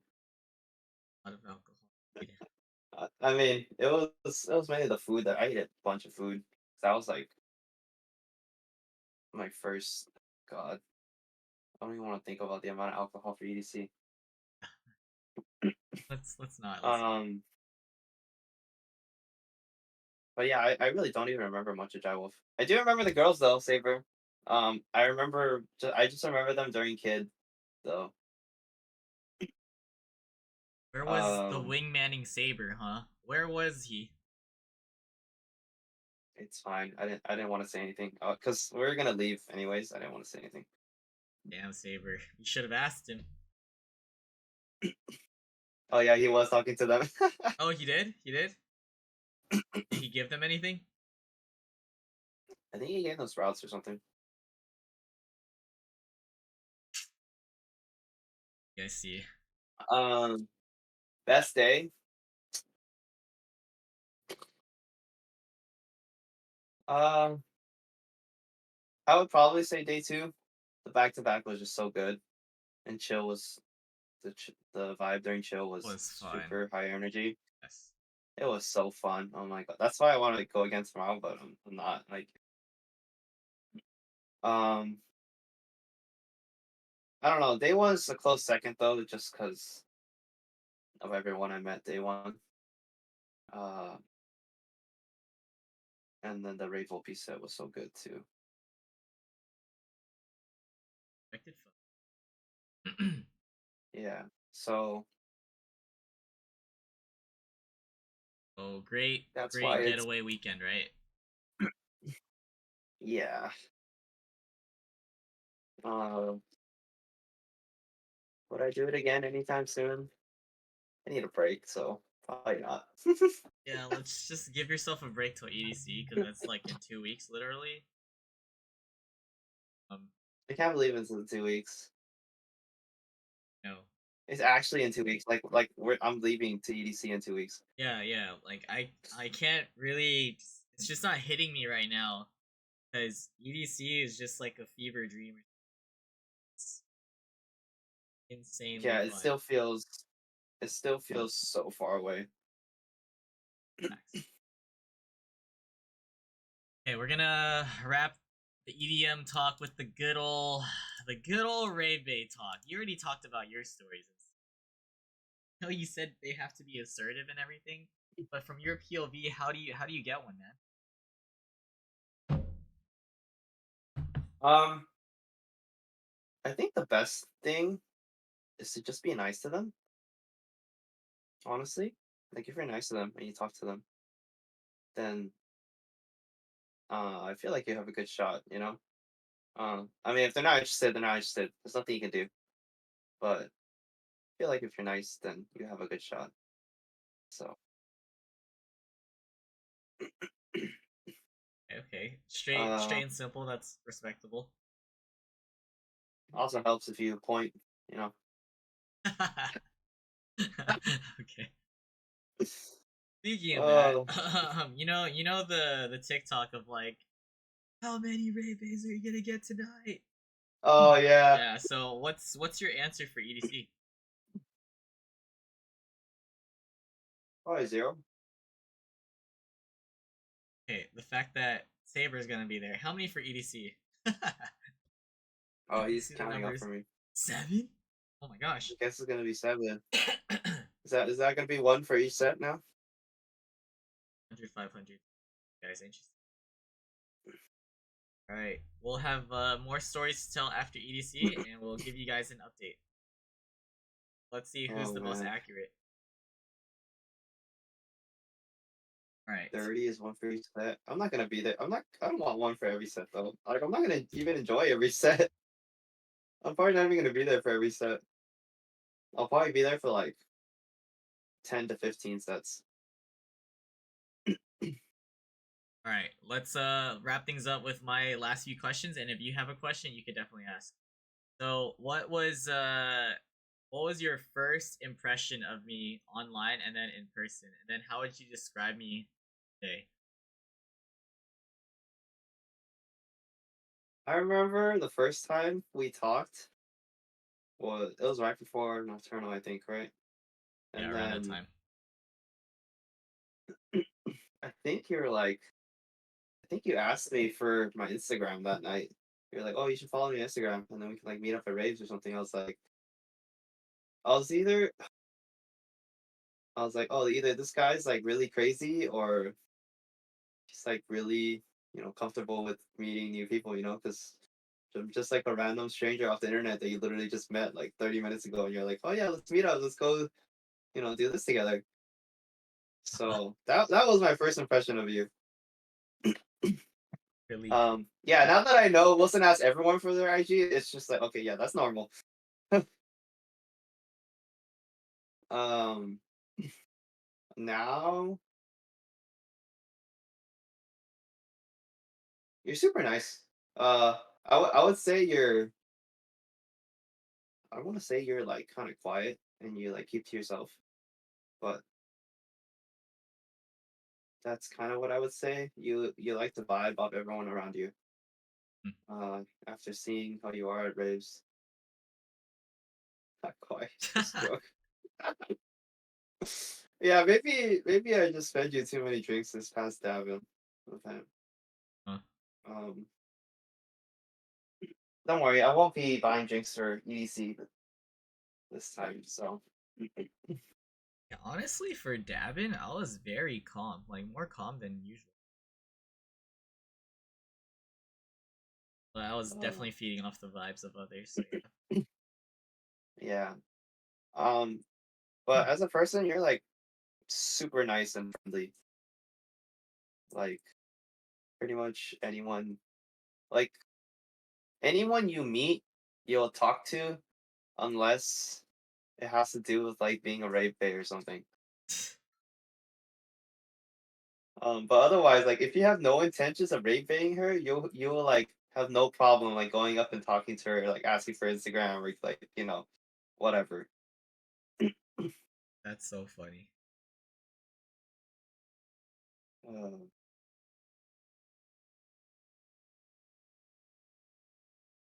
no, Okay. but yeah, it was. I'm really glad I met you. Crazy how I met a random stranger over the internet and flew out to Hang NorCal out. to go hang out with them. Yeah,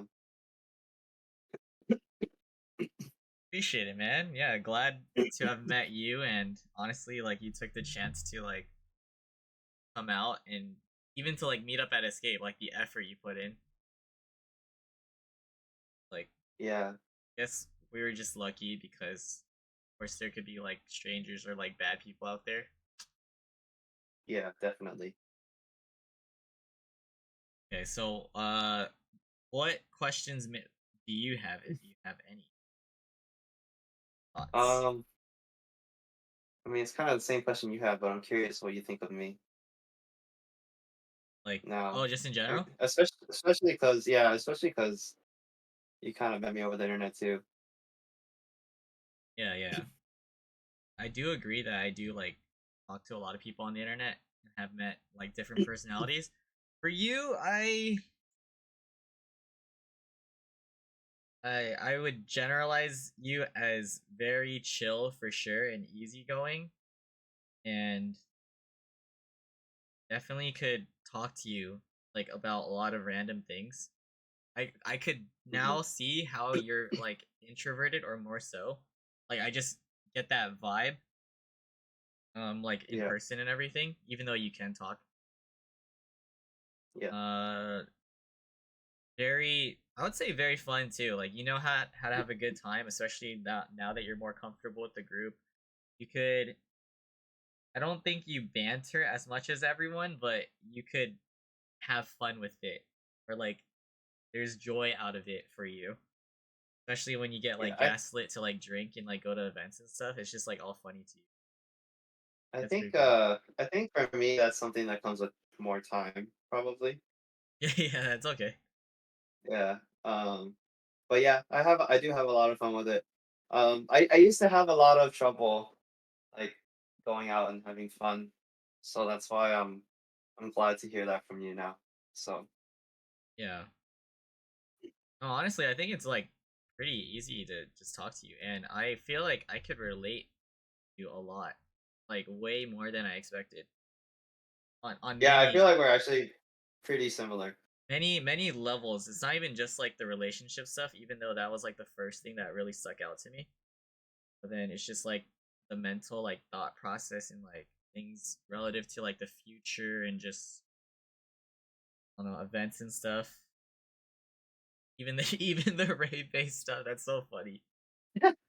Yeah, because I mean, even like the job stuff too. I remember like we were talking Uh, about the job stuff last week too. yeah, Um,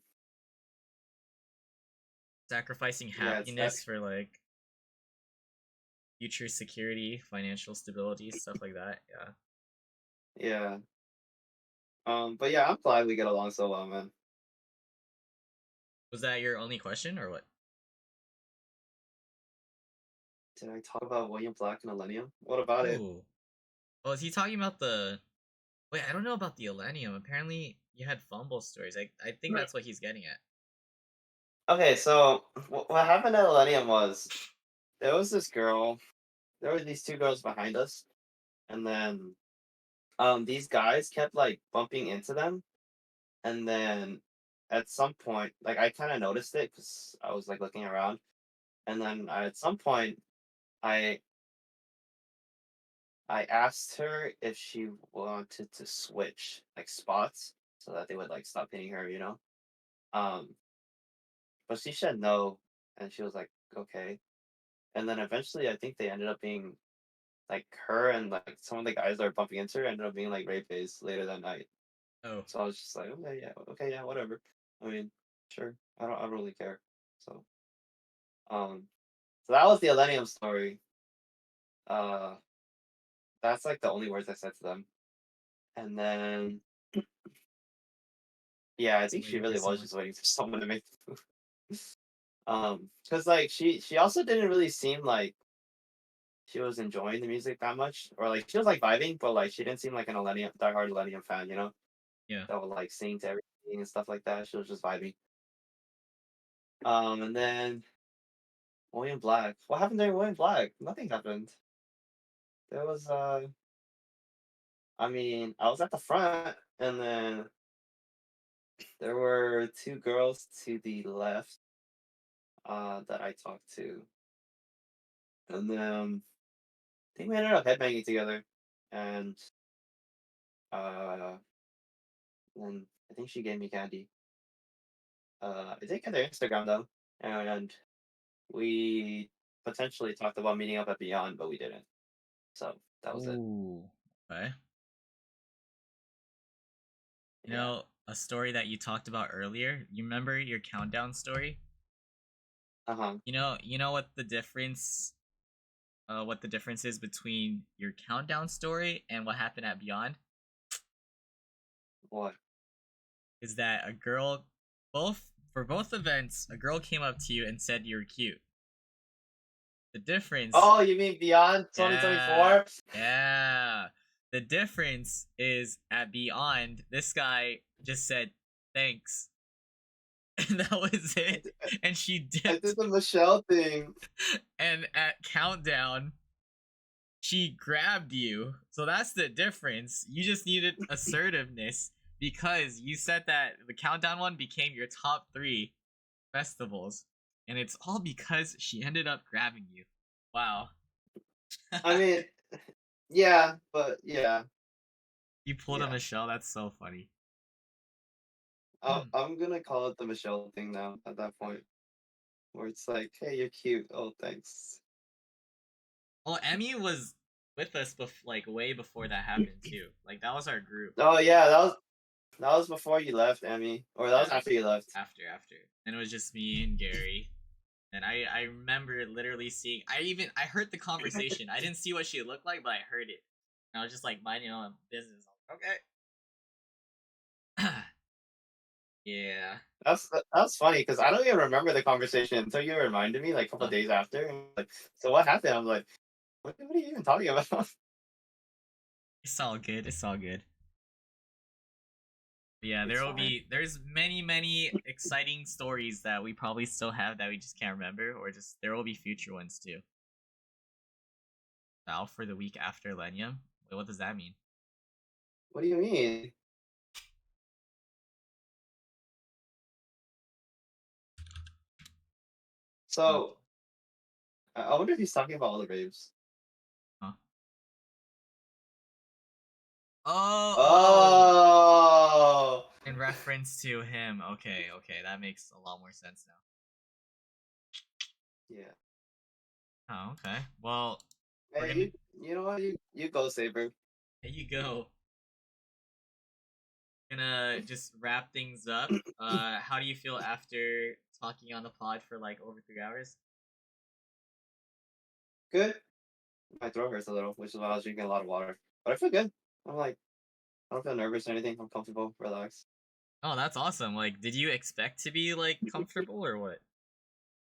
Yeah, I mean, cause I mean, we've talked, Oh, so I'm comfortable talking to you. Uh, it was just more so. It's for me. It's kind of just like the anxiety building up to it. yeah. Once you start doing it, it's fine. It's kind of like raves, the pre-rave anxiety Oh, that's before I get in. so real, honestly. Like the anxiousness when like walking up Yeah, to a rave or something, like the beginning of it. yeah, and then you're like waiting to get water, and you gotta go Oh, pee, then and you're then you get to good. enjoy the rave. Yeah. Facts. Okay, well, I'll wrap the things up for the YouTube segment, and then I'll let you go for the night. You have any last few words you want to say to everyone? Um, Thanks for everyone for tuning in, asking questions. It's always fun chatting with everyone here. Shout out to Wilson for hosting this. Yeah. And as Emmy said, taking applications for Gary's red-headed AVG Rave Bay. You can sign up or you can just find them and be on the lookout, okay? But that's a wrap for this episode, guys. This is episode 21 of Chat with Wilson, our special guest Gary, aka feinum9. There's that exclamation guest command that Michelle dropped. He doesn't even stream, but you could just recognize the name and be on the lookout for him. And we're definitely gonna hang out in the future, EDC and other events. Stay tuned for this episode to drop on YouTube within the next few days. I don't know when the next episode will be, but we'll figure it out for next week. And I also do want to mention that we recently just hit over 100 episodes in total since I rebranded from the Changing podcast to Chat with Wilson. So I've already had over 100 podcast episodes, which is super exciting and just like a random like milestone to throw out there. But yeah, take it easy, guys. Make sure to like and subscribe, and see you on the next one. Peace.